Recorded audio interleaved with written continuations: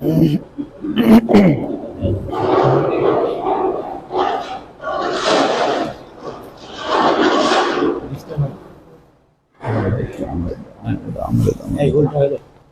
দাম করি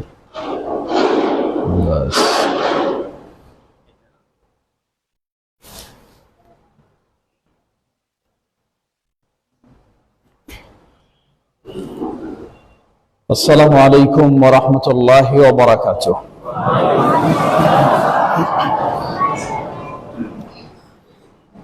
إن الحمد لله نحمده ونستعينه ونستغفره ونعوذ بالله من شرور أنفسنا ومن سيئات أعمالنا ومن يهده الله فلا مضل له ومن يضلل فلا هادي له وأشهد أن لا إله إلا الله وحده لا شريك له وأشهد أن محمدا عبده ورسوله. يا أيها الذين آمنوا اتقوا الله حق تقاته ولا تموتن إلا وأنتم مسلمون. يا أيها الناس اتقوا ربكم الذي خلقكم من نفس واحدة وخلق منها زوجها وبث منهما رجالا كثيرا ونساء واتقوا الله الذي تساءلون به والأرحام إن الله كان عليكم رقيبا. يا أيها الذين آمنوا اتقوا الله وقولوا قولا سديدا يصلح لكم أعمالكم ويغفر لكم ذنوبكم ومن يطع الله ورسوله فقد فاز فوزا عظيما.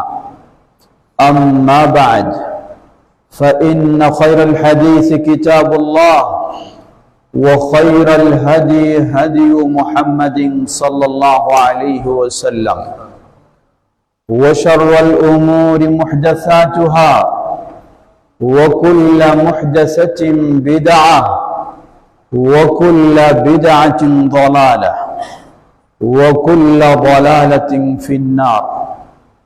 وقال الله تبارك وتعالى بعد أعوذ بالله من الشيطان الرجيم قل هذه سبيلي أدعو إلى الله على بصيرة أنا ومن اتبعني وسبحان الله وما أنا من المشركين. وقال نبينا محمد صلى الله عليه وسلم والله لأن يهدي الله بك رجلا واحدا خير لك من حمر النعم. رواه البخاري. ঐতিহ্যবাহী জামিয়া মসজিদ ওমর ইবনে খাত্তাব রাদিয়াল্লাহু তাআলা আনহু মসজিদ ও মাদ্রাসা একই নাম তো না? ওমর ইবনে খাত্তাব রাদিয়াল্লাহু তাআলা আনহু জামিয়া মসজিদ ও মাদ্রাসা কমপ্লেক্স কর্তৃক আয়োজিত আজকের এই আলোচনা সভায় উপস্থিত রয়েছেন আমাদের অত্যন্ত শ্রদ্ধাভাজন বিশিষ্ট আলেমে দ্বীন, বয়সে আমার চেয়ে অনেক বড়, এলেমেও বড়, সব দিক দিয়েই বড়, কিন্তু এরপরও একসাথে কাজ করার আমাদের সুযোগ হয়েছে। যেহেতু একই আকীদার মানুষ, একই আদর্শের মানুষ, ফজিলাতুল শেখ আমানুল্লাহ খান আল মাদানী হাফিজাহুল্লাহ, আমি জানি যার একনিষ্ঠ চেষ্টা প্রচেষ্টায় আল্লাহ সুবহানাহু ওয়া তাআলা বিভিন্ন জনের সহযোগিতায় এই মসজিদ ও মাদ্রাসা কমপ্লেক্স নির্মাণের প্রতিষ্ঠার সুযোগ করে দিয়েছেন, আলহামদুলিল্লাহ। এটি একটি বিরাট সদকায়ে জারিয়া। যিনি এই উভয় এই কমপ্লেক্সের আর্থিকভাবে সহযোগিতা দিয়েছিলেন বাইরে থেকে, আপনি জানেন কি না, কিছুদিন আগে উনি আল্লাহর ডাকে সাড়া দিয়ে চলে গেছেন, শেখ আব্দুল আজিজ আল ফুরাইহ রাহিমাহুল্লাহ। আল্লাহ ওনাকেও জান্নাত নসিব করুন, এবং যারা এর পিছনে সংশ্লিষ্ট ছিলেন আছেন, আল্লাহ সকলের এই অবদানকে কবুল করে নিন, এবং এটি যেন একটি সুপ্রতিষ্ঠিত মসজিদ তো রয়েছেই, মাদ্রাসা সেটিও যেন কমপক্ষে দাওরা হাদিস পর্যন্ত সুপ্রতিষ্ঠিত হয়। আল্লাহ সেভাবে তৌফিক দান করুন। উনি অনেকদিন আমাকে বলেছেন এই হালাকায় আসার কথা, অনেকদিন দাওয়াত দিয়েছেন, কিন্তু হয়তো সময় মিলানোর সুযোগ হয়নি। এরপরও একবার মনে হয় আসা হয়েছিল। আমাদের পাশে রয়েছেন আমাদের ভাই, অত্যন্ত প্রিয় ভাই রায়হান উদ্দিন, বাংলাদেশ জমিয়ত আহলে হাদিসের প্রচার ও গণমাধ্যম বিষয়ক সেক্রেটারি এবং গাজীপুর মহানগর জমিয়ত আহলে হাদিসের সম্মানিত সেক্রেটারি। তিনিও হঠাৎভাবে অসুস্থ হলেন। আল্লাহ সুবহানাহু ওয়া তাআলা এখন অনেকটা সুস্থতা দান করেছেন। আমরা দোয়া করি আল্লাহ আরো পূর্ণ সুস্থতা দান করুন, এবং এখানে আপনাদের সাথে যোগাযোগ বা বিভিন্ন, আলহামদুলিল্লাহ, যথেষ্ট তিনি চেষ্টা করে যাচ্ছেন। আল্লাহ তার কাজে আরো বারাকা দান করুন। উপস্থিত উনিও দাওয়াত এখানেই বারবার তাকিদ দিয়েছেন। শেষটায় কারো সুযোগ হয়নি, যখন জোর করে টাইম নিয়েছেন আমাদের অত্যন্ত স্নেহভাজন বিশিষ্ট আলেমে দ্বীন শেখ আব্দুর রকিব আল মাদানী হাফিজাহুল্লাহ। এখানেই যেহেতু বাসা, এখানেই যেহেতু থাকার সুযোগ হচ্ছে, সেই সুযোগে আলহামদুলিল্লাহ তিনিও অত্র কমপ্লেক্সের পিছনে অবদান রাখছেন, এবং আমরা আশা করি আরো বেশি অবদান রাখবেন ইনশাআল্লাহ। তাহলে চেষ্টা করতে পারি আমরা আস্তে আস্তে সকলের সহযোগিতায়, পরামর্শে আমরা আরো সামনে এগিয়ে যেতে পারবো ইনশাআল্লাহ। আমার সামনে সমবেত প্রিয় দিনী ভাই ও স্নেহের ছাত্রবৃন্দ, পর্দার আড়ালের মা ও বোনেরা, আমি জিজ্ঞাসা করেছিলাম যে আজকে কোনো নির্দিষ্ট বিষয় নিয়ে আলোচনা আছে কি না, তো বলেছিলেন যে না, কোনো নির্দিষ্ট বিষয় নেই। যেহেতু নির্দিষ্ট বিষয় নেই, আমি মনে করলাম তাহলে একটি বিষয় নিয়ে একটু কথা বলবো। সূরা ইউসুফ থেকে একটি আয়াত পেশ করেছি, 108 নম্বর আয়াত। আল্লাহ সুবহানাহু ওয়া তাআলা এই আয়াতে আমাদের বেশ কিছু নির্দেশনা এই আয়াতে আল্লাহ সুবহানাহু ওয়া তাআলা দিয়েছেন, যার মূল বিষয়টা বলতে পারি দুটো। এক হলো মুহাম্মদ সাল্লাল্লাহু আলাইহি ওয়াসাল্লামের ইত্তিবা, অনুসরণ। দ্বিতীয় হলো আদ-দাওয়া ইলাল্লাহ। তো আজকে আমি একটু দাওয়া ইলাল্লাহ সেই বিষয়ে একটু কথা বলতে চাই। এখানে যারা আছেন, সাধারণ মানুষ হন অথবা ছাত্র হন, সকলের জন্য এটি একটি অত্যন্ত গুরুত্বপূর্ণ বিষয়, এবং সকলের জন্য এটির মৌলিক কিছু বিষয় রয়েছে যা জানা অপরিহার্য। একজন মানুষ তার জীবনে ইবাদত করে, এই মানুষের ইবাদত প্রাথমিকভাবে বলতে পারি আগে আমরা, কিছু মানুষ দুনিয়া নিয়ে ব্যস্ত, কিছু মানুষ আখিরাতের নিয়ে কাজ করে। যারা দুনিয়া নিয়ে ব্যস্ত, আখিরাত যাদের কোনো চিন্তা নেই, তাদের বিষয়ে তো বলার সুযোগ নেই। যারা আখিরাত নিয়ে চিন্তা করে, আখিরাতে আল্লাহর কাছে উত্তম প্রতিদান পাওয়ার আশা রাখে, এই মানুষেরা তাদের দুটি কাজ। প্রথম কাজ হলো ইসলামের মৌলিক ফরজ কাজগুলি, তা সকলকে পালন করতেই হবে।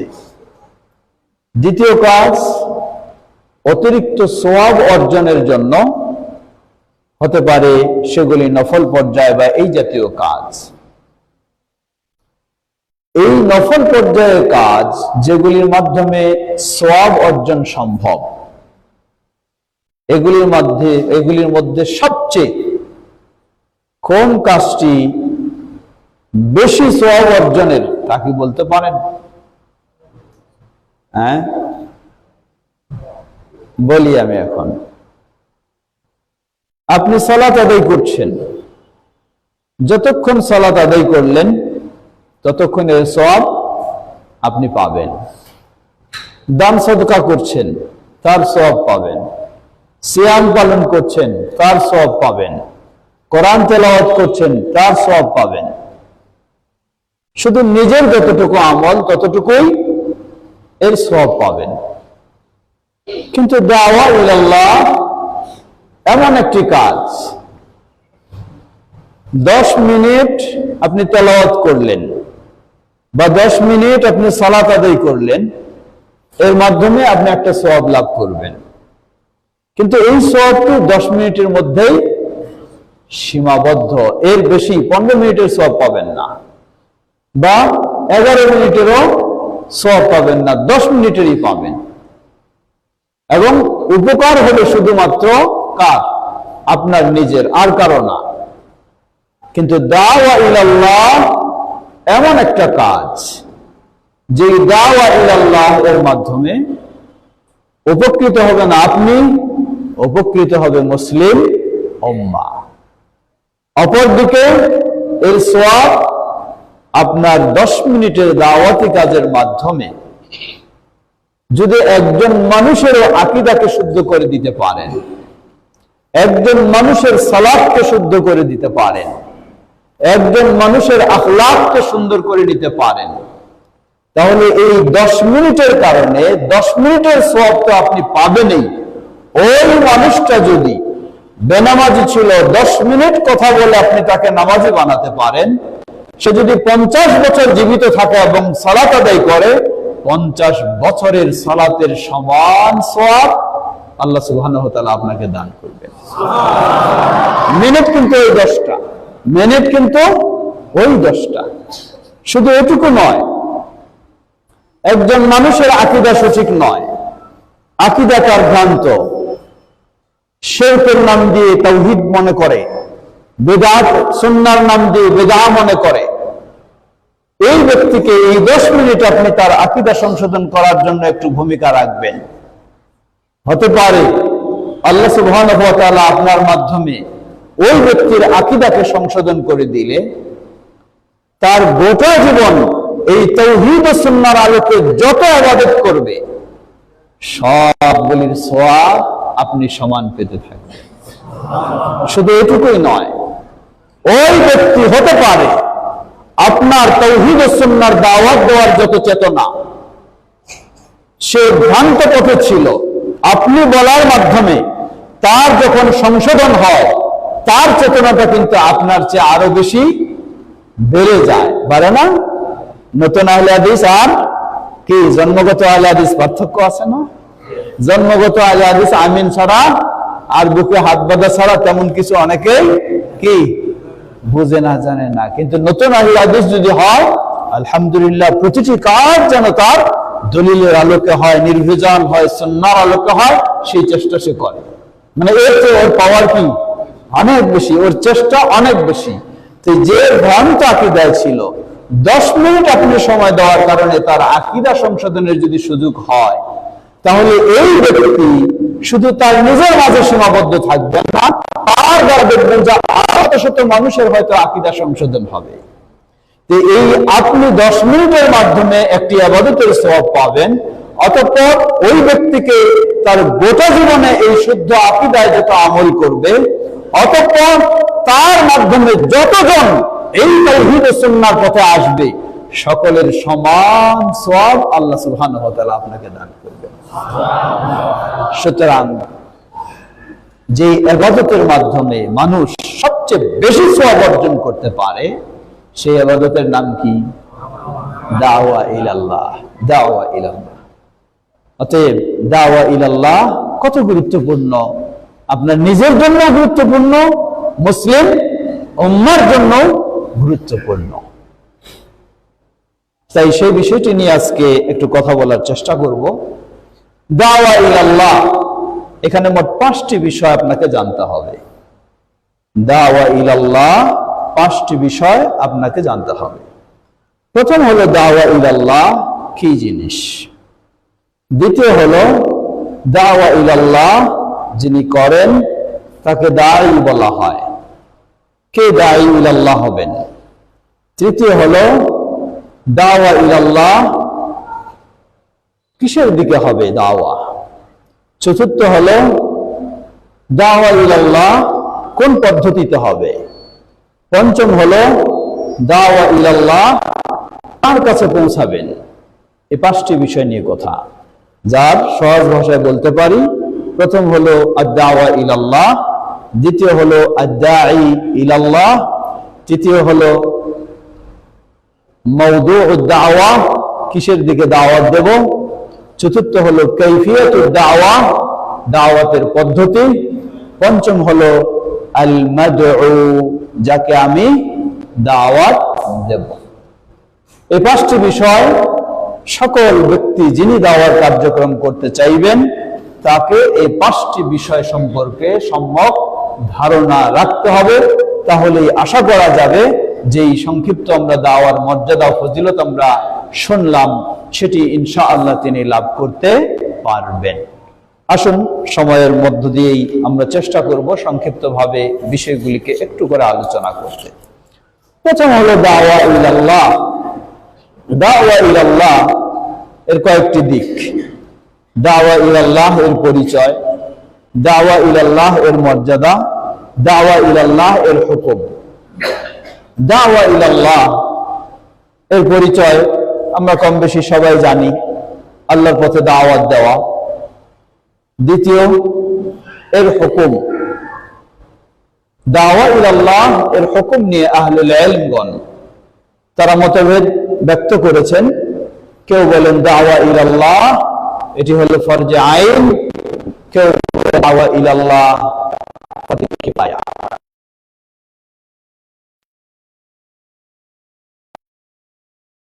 আলে ইমরান 103 নম্বর আয়াত, ওয়ালতাকুম মিনকুম উম্মাতুন ইয়াদউনা ইলাল খায়র ওয়া ইয়া'মুরুনা বিল মা'রুফ ওয়া ইয়ানহাউনা আনিল মুনকার ওয়া উলাইকা হুমুল মুফলিহুন।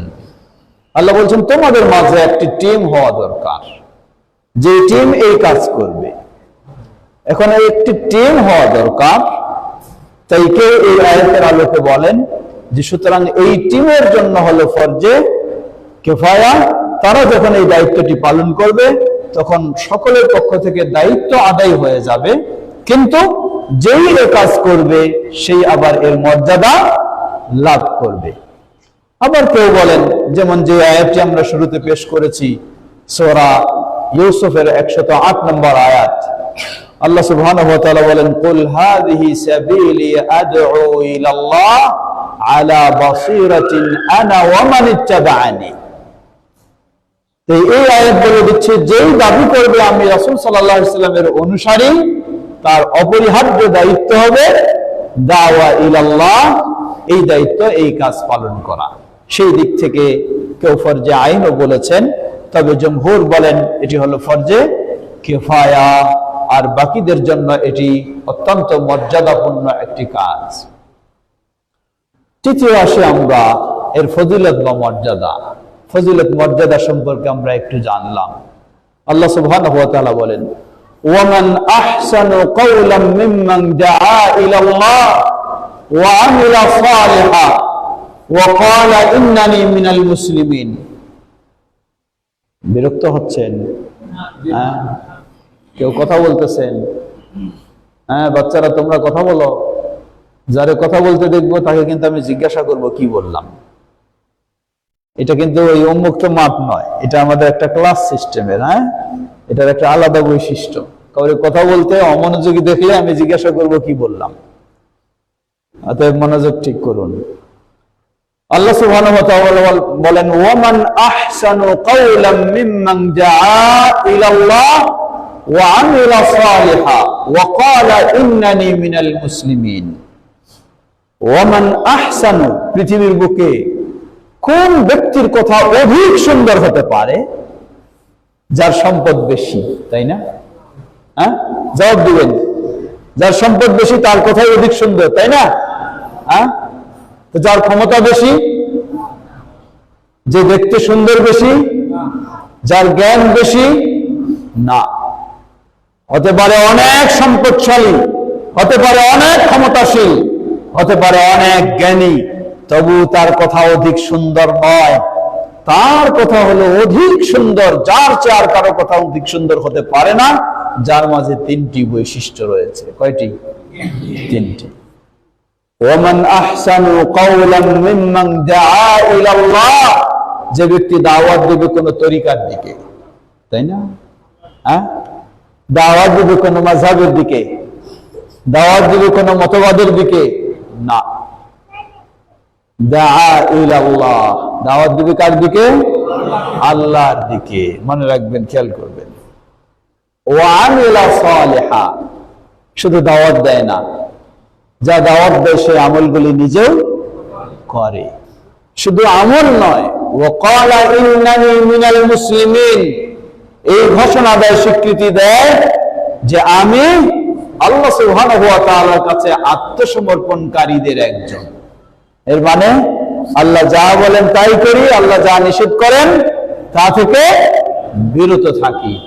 এই তিন বৈশিষ্ট্য যার মাঝে পাওয়া যাবে, আল্লাহ সুবহানাহু ওয়া তাআলা বলেন ওয়ামান আহসানু কাওলা, ওই ব্যক্তির চেয়ে আর কার কথা অধিক সুন্দর হতে পারে। সুবহানাল্লাহ। আপনার সম্পদ নাও থাকতে পারে, আপনি বড় আলেম নাও হতে পারেন, আপনি বড় ক্ষমতাশীল নাও হতে পারেন, কিন্তু আপনার মাঝে যদি এই তিনটি বৈশিষ্ট্য থাকে, তাহলে পৃথিবীর বুকে আল্লাহ ঘোষণা দিচ্ছেন আপনার কথাই হলো সবচেয়ে অধিক সুন্দর। সুবহানাল্লাহ। এটার নামই হলো কি? দাওয়া ইলাল্লাহ। আল্লাহ রাসূল সাল্লাল্লাহু আলাইহি ওয়াসাল্লাম বলেন, সহিহুল বুখারীর হাদিস, আলী রাদিয়াল্লাহু আনহুকে লক্ষ্য করে এক প্রেক্ষাপটে বলেছিলেন, কিন্তু সেটি সর্বক্ষেত্রের জন্য।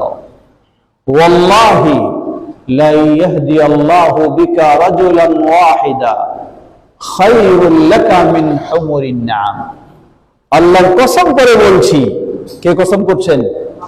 নবী মুহাম্মদ সাল্লাল্লাহু আলাইহি ওয়াসাল্লাম বলছেন, আল্লাহর কসম করে বলছি যে আল্লাহ তোমার মাধ্যমে একটি মানুষকে যদি হেদায়েতের পথ দেখান, আরবের অগণিত অসংখ্য মূল্যবান লাল উট এর মালিক হলে তুমি যেই লাভবান হবা, তার চেয়ে বহুগুণে লাভবান হবা তোমার হাতে যদি আল্লাহ একটি মানুষকে দ্বীনের পথ দেখান।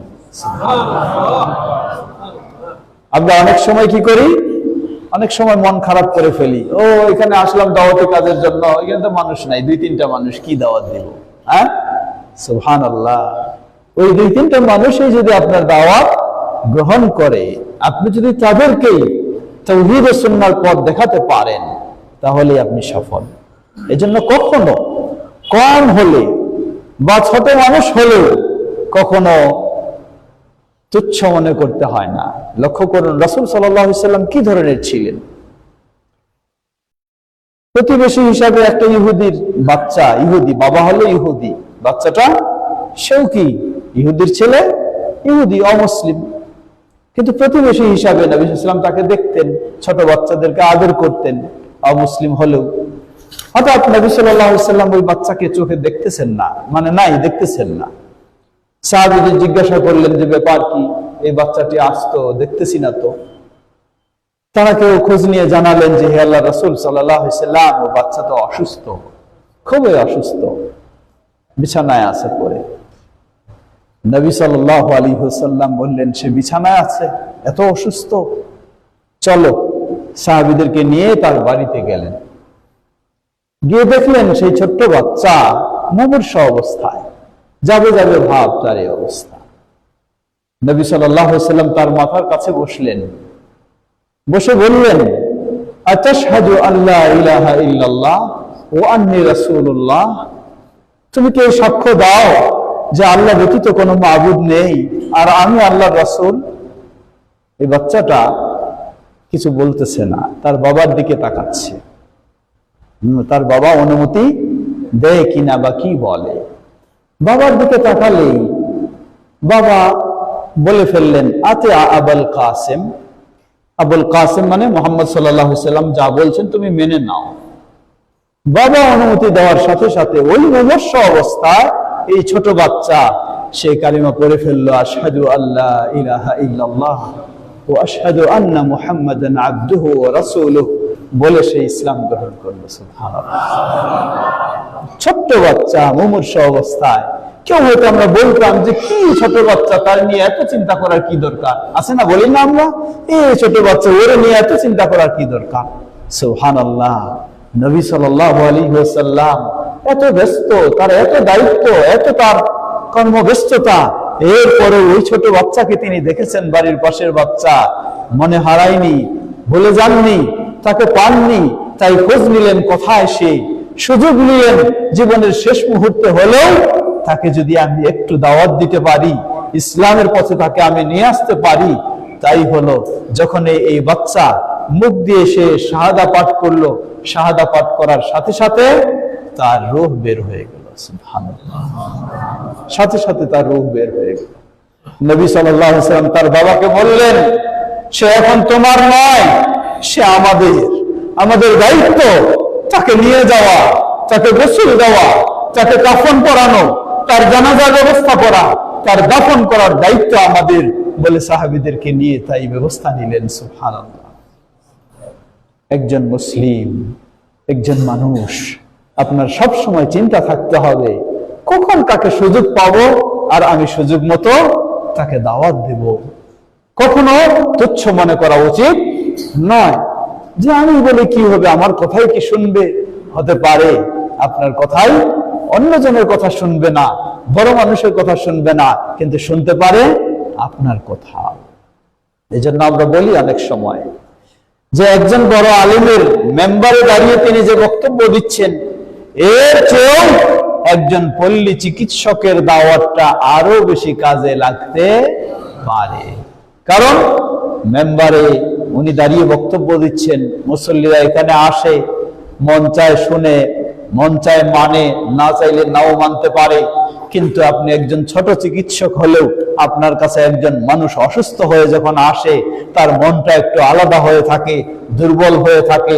আপনি যদি ওই সুযোগটা নিতে পারেন যে ভাই রোগ অসুস্থ তো করেন আল্লাহ, সুস্থও করতে পারেন আল্লাহ, সুতরাং আপনি কেন বেনামাজি থাকবেন, আপনি নামাজি হয়ে যান। হতে পারে আল্লাহ আপনার এই কথাটুকু সে তার ভিতরে আল্লাহ স্থান দিয়ে দেবেন, সে আপনার দাওয়াতে নামাজি হয়ে যাবে। সুতরাং কেউ কখনো ছোট মনে করতে হয় না, সকলেই চেষ্টা করব আমরা দাওয়া ইলাল্লাহ। আর যখনই আপনার দাওয়াত একবার কাজে আসবে, একটি মানুষও যদি আপনার দাওয়াতে উপকৃত হয়, আপনার দাওয়াতে দ্বীনের পথে আসে, তাওহীদের পথে আসে, সুন্নাহর পথে আসে, আল্লাহর রাসূল সাল্লাল্লাহু আলাইহি ওয়াসাল্লাম আল্লাহর কসম করে বলছেন, আরবের অগণিত অসংখ্য সেই মূল্যবান উটের যদি তুমি মালিক হও, তার চেয়েও তুমি বেশি লাভবান হবা তোমার দ্বারা যদি আল্লাহ একটি মানুষকে দ্বীনের পথে হেদায়েত দান করে। সুবহানাল্লাহ। সুতরাং দাওয়া ইলাল্লাহ এর মর্যাদা বলার অপেক্ষা রাখে না। সহিহ মুসলিমের হাদিস, সাহাবী আবু হুরায়রা রাদিয়াল্লাহু তাআলা আনহু বর্ণনা করছেন, রাসূলুল্লাহ সাল্লাল্লাহু আলাইহি ওয়াসাল্লাম বলেন, মান দাআ ইলা হুদা ফালাহু আজরুহা ওয়া আজরু মান আমিলা বিহা, ও কামা ক্বালা নবী সাল্লাল্লাহু আলাইহি ওয়াসাল্লাম। যে ব্যক্তি কাউকে হেদায়েতের দিকে দাওয়াত দিবে, এই হেদায়েতের দিকে দাওয়াত দেওয়ার কারণে সে ব্যক্তি যদি এই দাওয়াত গ্রহণ করে, সেই হেদায়েতের পথে আসে, ওই হেদায়েতের পথে সে যত আমল করবে সবগুলির সমান আল্লাহ আপনাকে সওয়াব দান করবেন। আপনার পক্ষে সম্ভব না প্রতিদিন 10 জনের সালাত আদায় করা, তা কি সম্ভব? কখনো সম্ভব নয়। প্রতিদিন 100 জনের সালাত আদায় করা, তা কি সম্ভব? কখনো সম্ভব নয়। কিন্তু আপনার পক্ষে সম্ভব প্রতিদিন 10 জনের সালাতের সওয়াব লাভ করা, প্রতিদিন 100 জনের সালাতে সওয়াব লাভ করা। কিভাবে সম্ভব? আপনার মাধ্যমে যদি 100 জন নামাজি হয়, তাহলে আল্লাহ সুবহানাহু ওয়া তাআলা আপনাকে প্রতিদিন 100 জন নামাজির সওয়াব দান করবেন। সুবহানাল্লাহ, প্রতিদিন দান। আল্লাহ রাসূল সাল্লাল্লাহু আলাইহি ওয়াসাল্লাম বললেন, মান দাল্লা আলা খাইরিন ফালাহু মিসলু আজরি ফাইলি। আপনি যাকে ভালো পথ দেখাবেন, সে ভালো পথে এসে ভালো কাজ যা করবে, সমান সওয়াব আল্লাহ সুবহানাহু ওয়া তাআলা আপনাকে দান করবেন। সুতরাং ওই হাদিস একটু বলি। একদিক হলো দাওয়া দুই দিকে হতে পারে, দাওয়া ভালো কাজের হতে পারে, দাওয়া মন্দ কাজের হতে পারে। আপনি একজনকে তাওহীদের পথ দেখালে, সুন্নাহর পথ দেখালে, সঠিক আকীদার পথ দেখালে, সে এই পথে আসার কারণে যেমন তার আপনি সওয়াব লাভ করবেন, আবার সেই হাদিসে বললেন, ওয়ামান দাআ ইলা দালালা ফালাহু উযরুহা ওয়া উযরু মান আমিলা বিহা, ও কামা ক্বালা নবী সাল্লাল্লাহু আলাইহি সাল্লাম। কেউ যদি কাউকে ভ্রান্ত পথে দাওয়াত দেয়, গুমরাহির পথে দাওয়াত দেয়, ইবাদতের নামে শিরকের দিকে দাওয়াত দিল, সুন্নাহর নামে বিদআতের দিকে দাওয়াত দিল, ইসলামের নামে ঈমান বিরোধী কাজের দিকে দাওয়াত দিল, আর ওই ব্যক্তি আপনার দাওয়াতে যদি সেই কাজটি করে, ভালোটার যেমন আপনি সওয়াব পাবেন, ঠিক তেমনি ভাবে আপনার মাধ্যমে যতজন মানুষ বিদআতের পথ দেখবে, আপনার মাধ্যমে যতজন মানুষ কুসংস্কারের ইবাদতের নাম দিয়ে পথ দেখবে, সবাই যত গুনাহ লাভ কামাবে, সব গুনার সমান আপনাকে সেই গুনাহ নিতে হবে। এজন্য দাওয়াতি কাজের ক্ষেত্রে, সামনে বলবো, অত্যন্ত গুরুত্বপূর্ণ হলো আমাকে অবশ্যই জ্ঞান রাখতে হবে আমি কিসের দাওয়াত দিতে যাচ্ছি। আমার দৃষ্টিতে আমি ভাবতেছি এই কাজটা সুন্নাহ, আসলে এটা কি নয়, সুন্নাহ নয়। তা আমার দৃষ্টিতে ভেবে যদি আমি দাওয়াত দিতে যাই, তাহলে আমি সেখানে কি হব, সেখানে উপকৃত হওয়ার জায়গায় ক্ষতিগ্রস্ত হব। এই জন্য আগে নিশ্চিত আমাকে জানতে হবে। প্রিয় ভাইরা আমার, সুতরাং এই দাওয়ার মর্যাদা কতটুকু তা বলার অপেক্ষা রাখে না। আমরা সেই মর্যাদার প্রতি লক্ষ্য রেখে আমরা মর্যাদাশীল হওয়ার জন্য দাওয়াতি কাজে আঞ্জাম দেওয়ার চেষ্টা করব ইনশাআল্লাহ। দাঈ ইলাল্লাহ, যে আল্লাহর পথে দাওয়াত দেয়। দাঈ ইলাল্লাহ, যে আল্লাহর পথে দাওয়াত দেয়। মূলত দাঈ ইলাল্লাহ কে? যদি বলি দাঈ ইলাল্লাহ এই উম্মতে কে, জবাব, এই উম্মতের মাঝে সর্বপ্রথম দাঈ ইলাল্লাহ হলেন আমাদের প্রিয় নবী মুহাম্মদ সাল্লাল্লাহু আলাইহি ওয়াসাল্লাম। নবী সাল্লাল্লাহু আলাইহি ওয়াসাল্লাম এবং পূর্ববর্তী সকল নবী রাসূলদের সবচেয়ে বড় দায়িত্ব হলো দাওয়া ইলাল্লাহ। তাদের সবচেয়ে বড় পেশা হলো, মহান পেশা হলো এটি, দাওয়া ইলাল্লাহ। সুতরাং এই দাওয়া ইলাল্লাহ এটি একটি মর্যাদার পেশা, এটি একটি সম্মানজনক কাজ। দাওয়া ইলাল্লাহ, নবী রাসূল মানে তারা ছিলেন দাওয়া ইলাল্লাহ, আর আপনি হবেন সেই দাওয়া ইলাল্লাহ। এটি আপনার জন্য অত্যন্ত আনন্দের বিষয়। দাওয়া ইলাল্লাহ এর কিছু বৈশিষ্ট্য রয়েছে। কি বৈশিষ্ট্য? যেহেতু সময় আমাদের সীমিত, দাঈ ইলাল্লাহ এর বৈশিষ্ট্যের মধ্যে তিনটি জিনিস কমপক্ষে আপনার মাঝে থাকতে হবে। ইমাম ইবনে তাইমিয়া রাহিমাহুল্লাহ তিনি বলেন, আল ফিকহু ক্বাবলা আদ-দাওয়া ওয়াল লিনু মা'a আদ-দাওয়া ওয়াস সাবরু বা'দা আদ-দাওয়া। মনে রাখবেন, দাঈ ইলাল্লাহ এর জন্য এই তিনটি মৌলিক গুরুত্বপূর্ণ বৈশিষ্ট্য তার থাকতে হবে।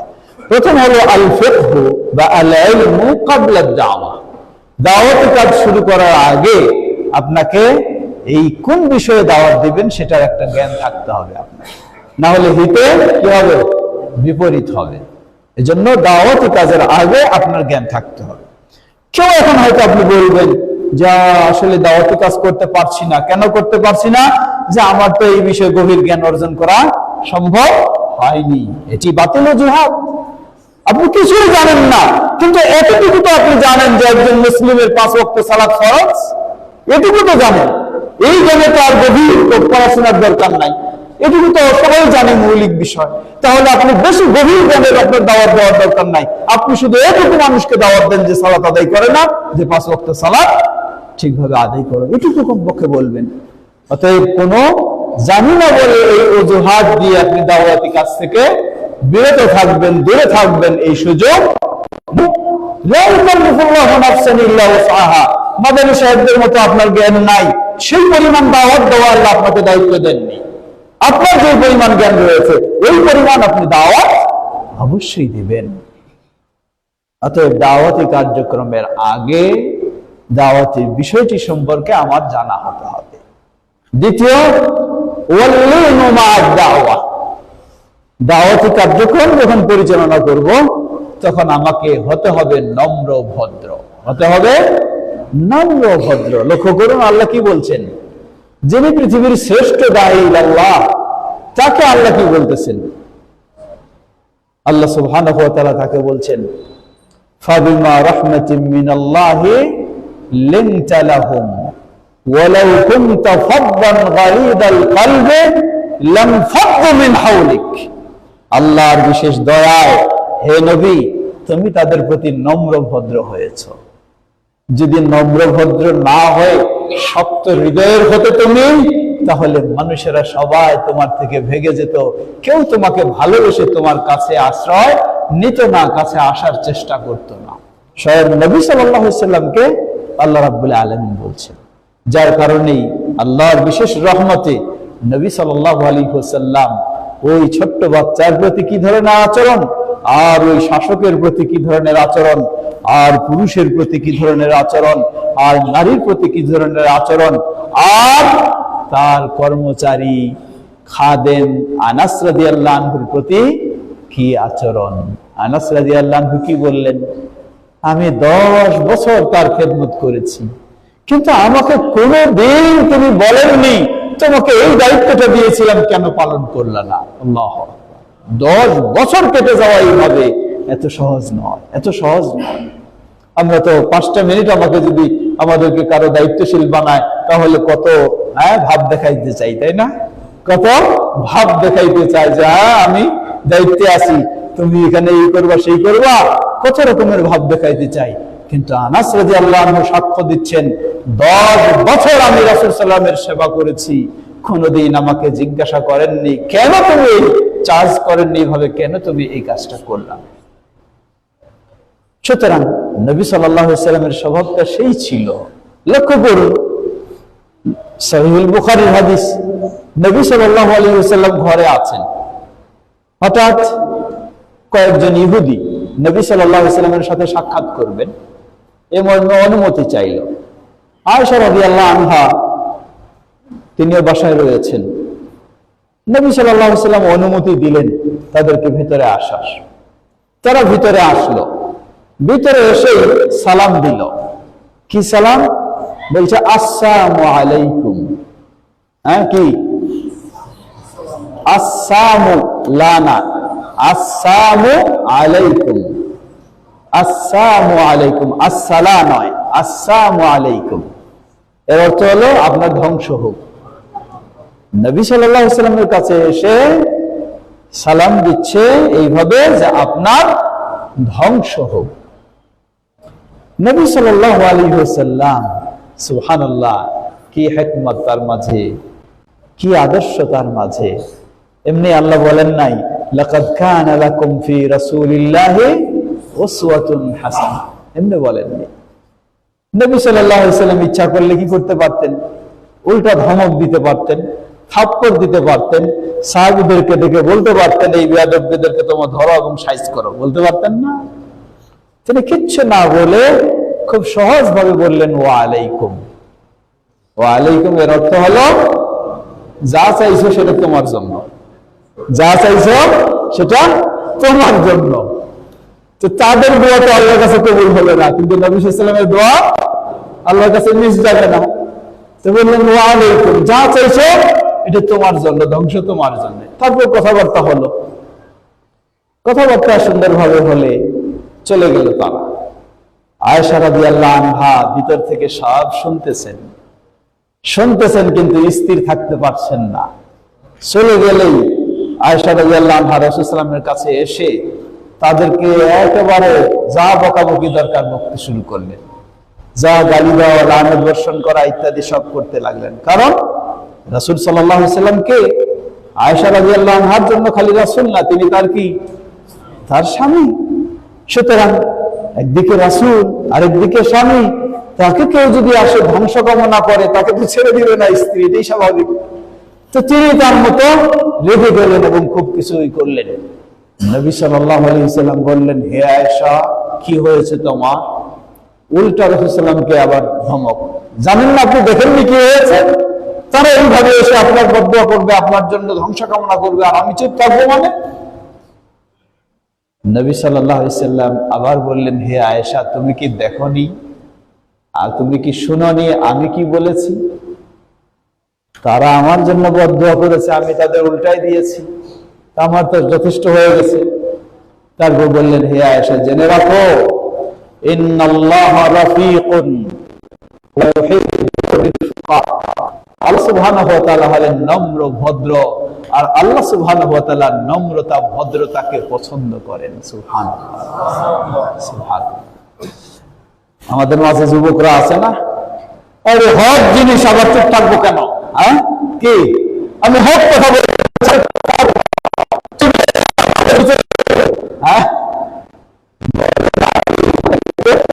মুখ কেন?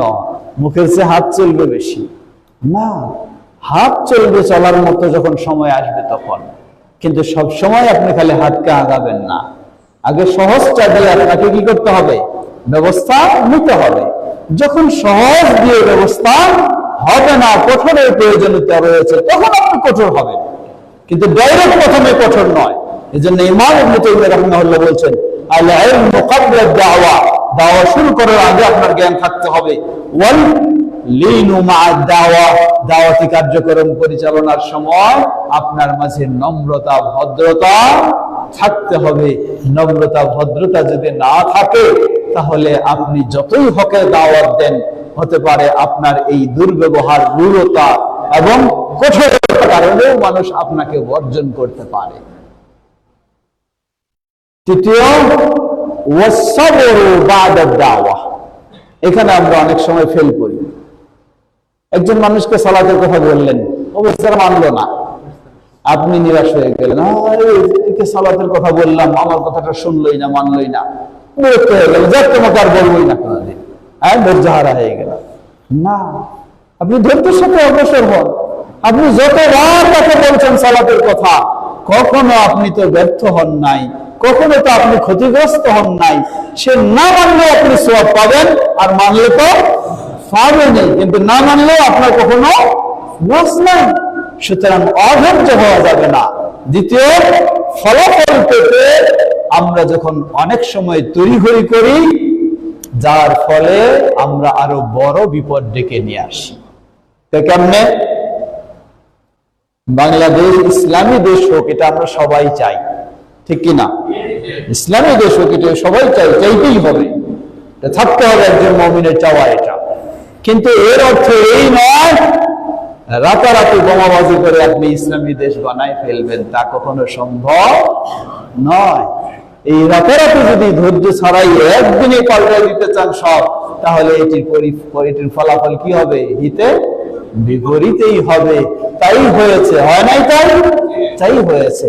যুবক মানুষেরা, যার মাঝে শেকেল সৈয়দ সুন্দর দেখা যায়, মুখে দাড়ি দেখা যায়, তাকেও মানুষ এক সময় কি করত?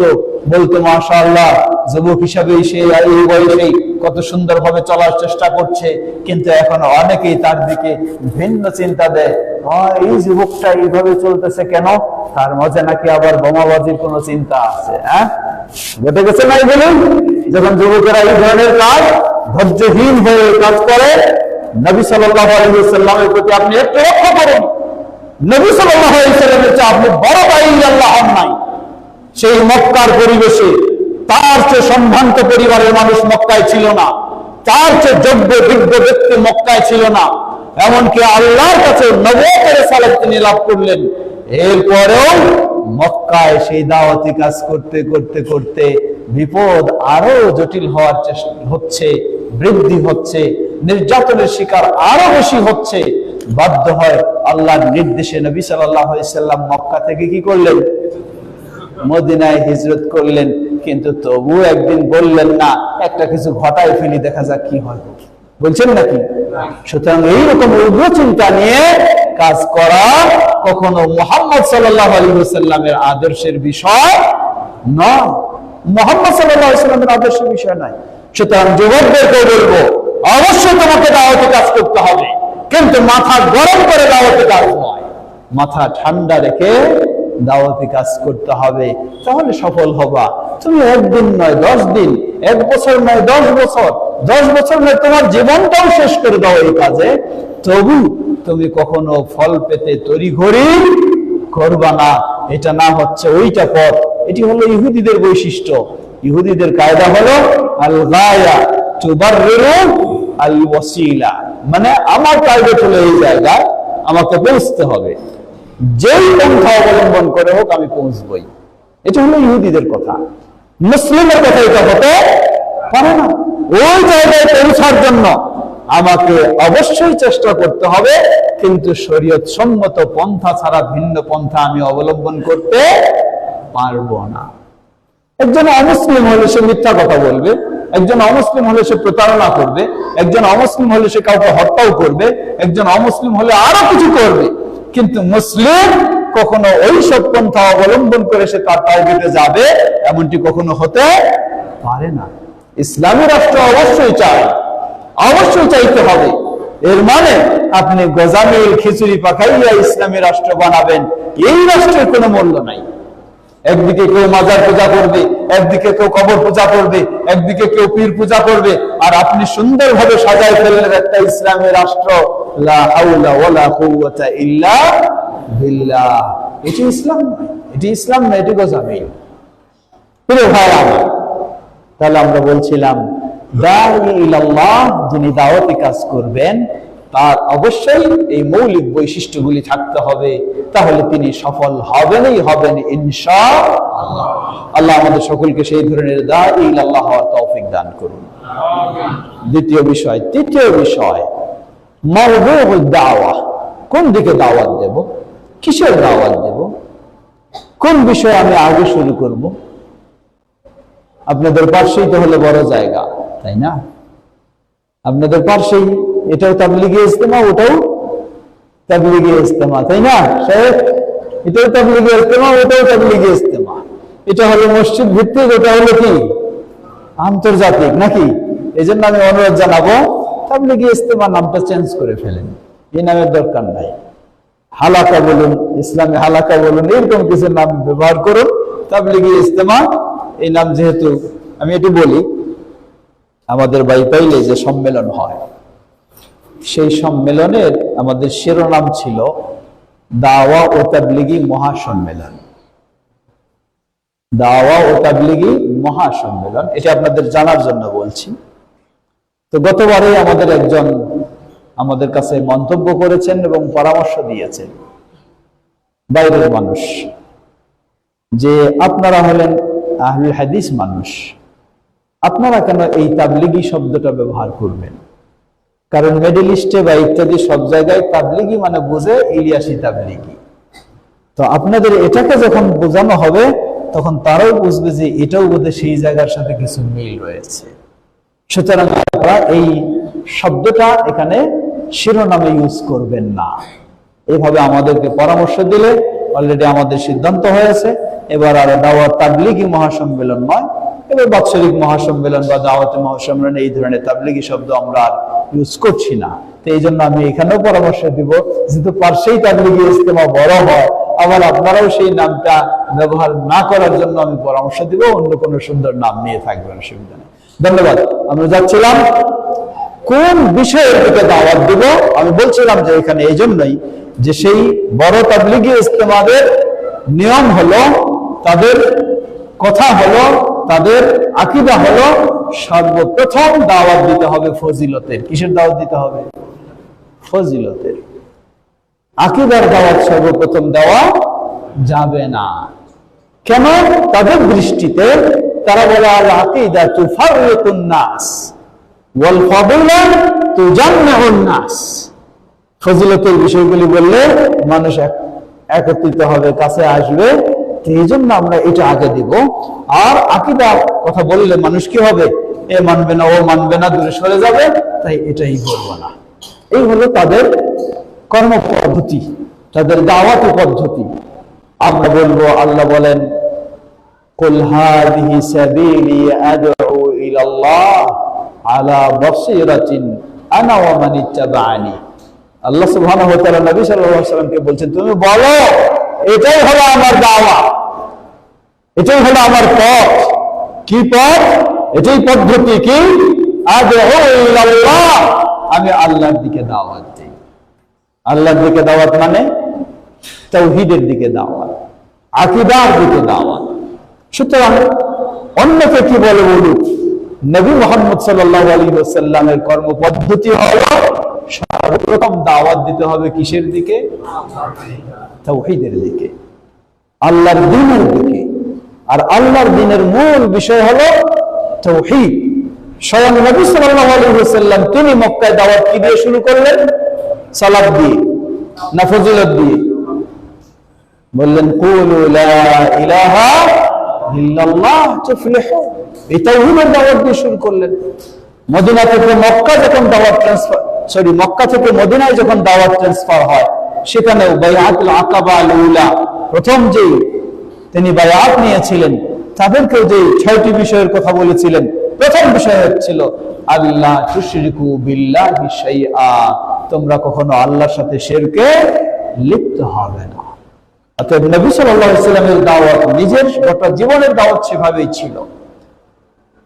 তার জীবদ্দশায় বিভিন্ন দিকে যখন দাওয়াতের জন্য প্রেরণ করতেন, তখন কি বলতেন?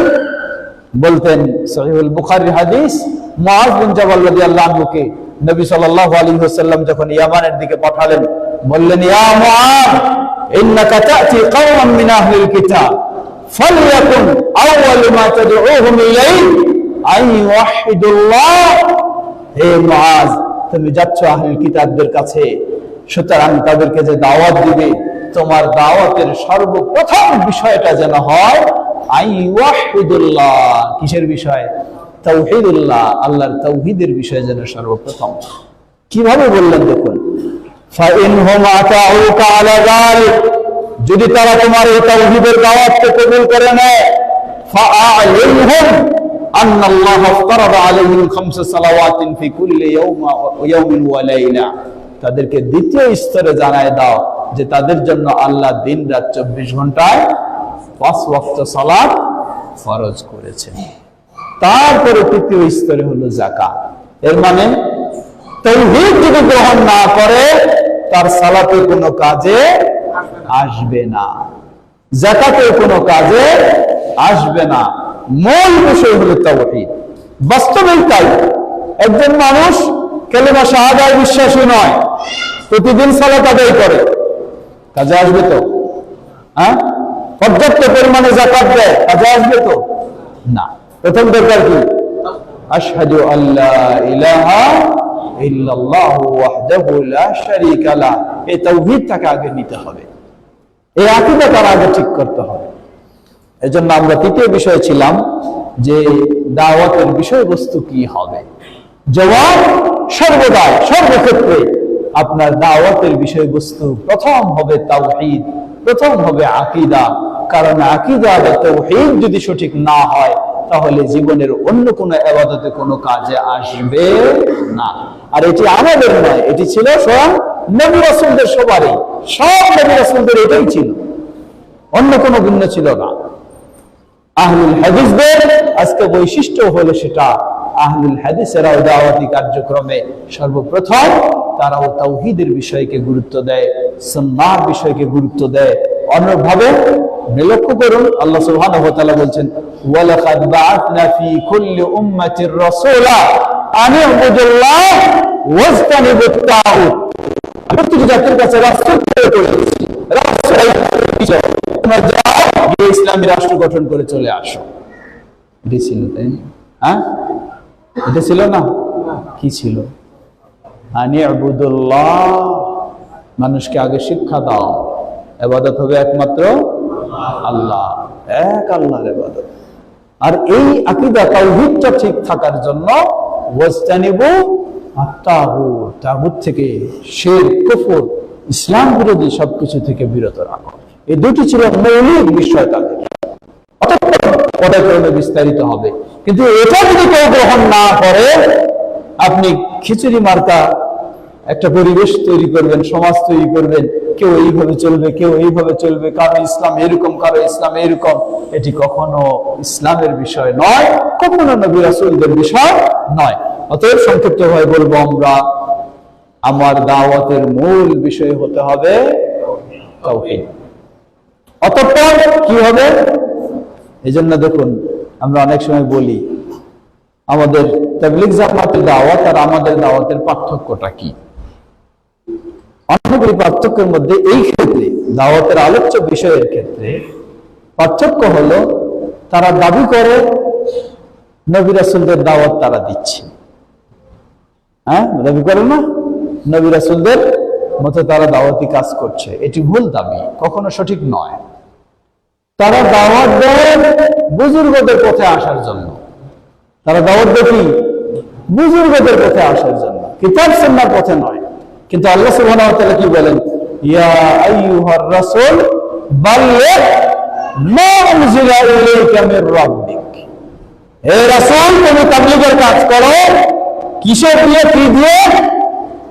মা উনজিলা ইলাইকা মির রাব্বিক, তোমার রবের পক্ষ থেকে যা তোমার কাছে নাজিল হয়েছে। এটা হলো তোমার দাওয়াতের পুঁজি, এটা হলো তোমার দাওয়াতের মূল বিষয়, তা হলো কিতাব এবং সুন্নাহ। এজন্য আমি অনেক সময় বলি যে ডাইরেক্ট যদি আপনি কাউকে বলেন যে আহলে হাদিস হতে হবে, সালাফি হইতে হবে, এছাড়া উপায় নেই, মুক্তমুখ, এ বলাও ভুল। প্রথমে আপনি তাকে কি করবেন? তাকে কিতাব এবং সুন্নাহ মেনে নেওয়ার দাওয়াত দিবেন। কেউ যদি তার ভিতরে এই সংশোধনীটা নিয়ে আসে যে ইসলাম মানতে হলে আমাকে কোরআন এবং সহিহ হাদিস ছাড়া উপায় নাই, এই আকীদাটা যদি তার ভিতরে এসে যায়, তাহলে সব কাজগুলি তার গ্রহণ করা সহজ হয়ে যাবে। আর এই আকীদা যদি না মানে, তাহলে তার জন্য ভাগাভাগির জিনিস অবস্থায় সে থাকবে। সুতরাং আমরা দাওয়াত কাউকে দেওয়ার ক্ষেত্রে আলোচ্য বিষয় হবে কিতাব এবং সুন্নাহর আলোকে তাওহীদ ও দ্বীনের বিষয়। আসুন, চতুর্থ বিষয় হলো কিভাবে দাওয়াত দেব। কিভাবে দাওয়াত দেব? আল্লাহ সুবহানাহু ওয়া তাআলা তাও কোরআনুল কারীমে অনেক ভাবে বর্ণনা দিয়েছেন। উদউ ইলা সাবিলি রাব্বিকা বিল হিকমাতি ওয়াল মাউইযাতিল হাসানাহ ওয়া জাদিলহুম বিল্লাতী হিয়া আহসান। এখানে আল্লাহ সুবহানাহু ওয়া তাআলা তিনটা পদ্ধতির কথা বললেন।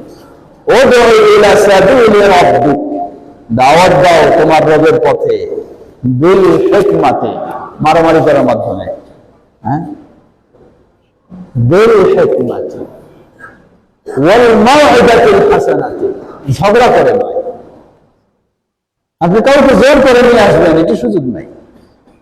ওয়াল মাউইযাতিল হাসানা, সুন্দর সুন্দর কথা দিয়ে। এর মানেই তো ফাজাইলে আমল।